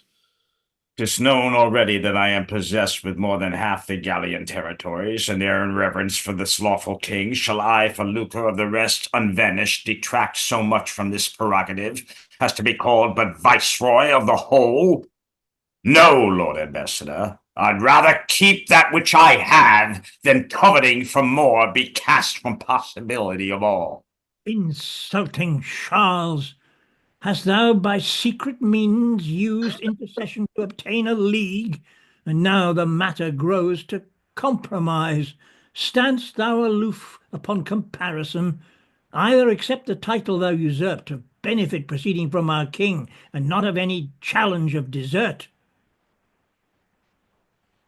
or we will plague thee with incessant wars. My lord, you do not well in obstinacy to cavil in the course of this contract. If once it be neglected 10 to 1, we shall not find like opportunity. To say the truth, it is your policy to save your subjects from such massacre and ruthless slaughters as are daily seen by our proceeding in hostility, and therefore take this compact of a truce, although you break it when your pleasure serves. How sayest thou, Charles, shall our conditions stand?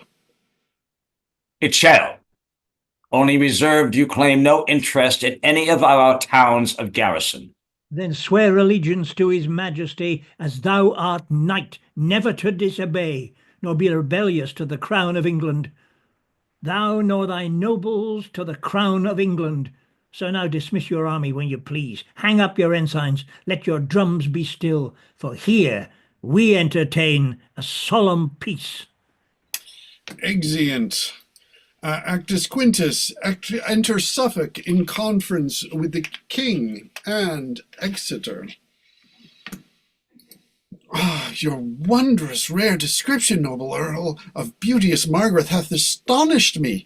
Her virtues graced with external gifts do breed love-settled passions in my heart, and like as rigour of tempestuous gusts provoke the mightiest hulk against the tide, so am I driven by the breath of her renown, either to suffer shipwreck or arrive where I may have fruition of her love.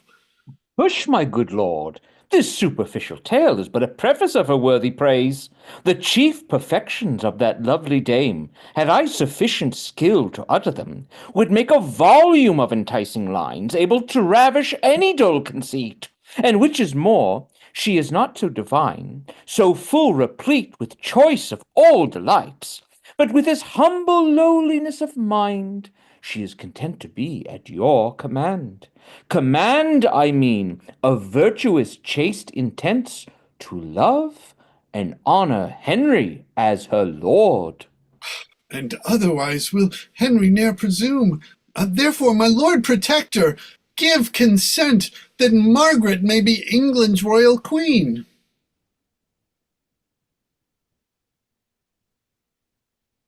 So should I give consent to flatter sin? You know, my lord, your highness is betrothed unto another lady of esteem. How shall we then dispense with that contract, and not deface your honor with reproach?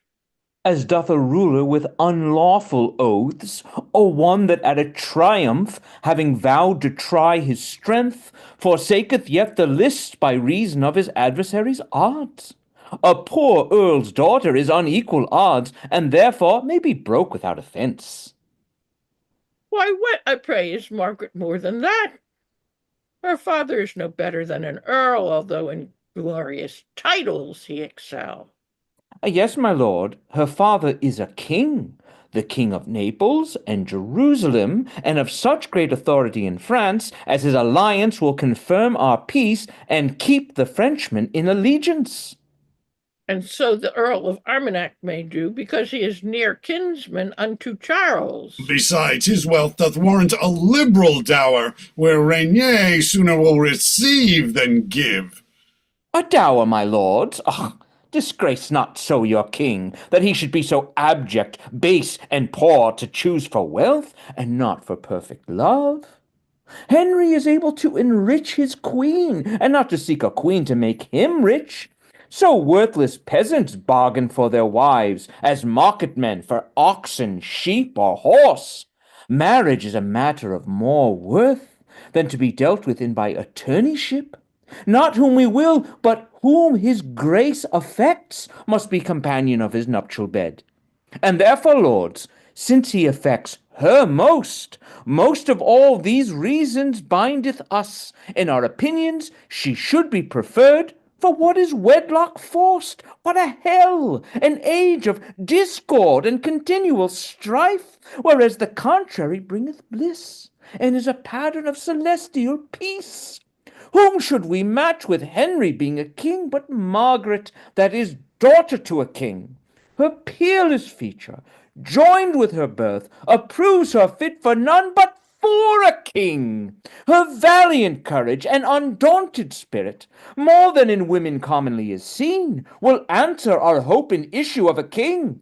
For Henry, son unto a conqueror, is likely to beget more conquerors, if with a lady of so high resolve as is fair Margaret he be linked in love. Then yield, my lords, and here conclude with me, that Margaret shall be queen, and none but she. Whether it be through force of your report, my noble Lord of Suffolk, or for that my tender youth was never yet attaint with any passion of inflaming love, I cannot tell.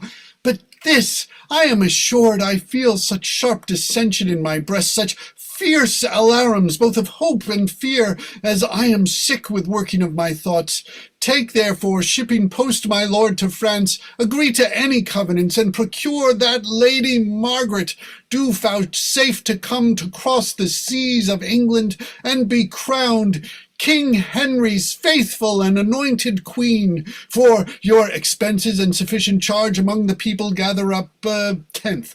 Begone, I say, for till you do return, I rest perplexed with 1,000 cares. And you, good uncle, banish all offence, if you do censure me by what you were, not what you are. I know it will excuse the sudden execution of my will, and so conduct me where from company I may resolve and ruminate my grief. I grieve, I fear me, both at first and last. Ha ha! Thus Suffolk hath prevailed, and thus he goes as did the youthful Paris once to Greece, with hope to find the like event in love, but prosper better than the Trojan did. Margaret shall now be queen, and rule the king, but I will rule both her, the king, and realm. Fini! Yay. Well done, everyone. Thank you so much. Yay. That was that's a lot of fun. There's a lot of events, lots of alarums and excursions in this one. Yes, I apologize for the alarms that I ended up broadcasting, with strange things happening with the front door of the building ringing up. Oh, I hate that. Oh, I know. And it's not to me. I'm flat 16, but there's a lady in 16A, and most of the people don't distinguish, so they just hit me. So,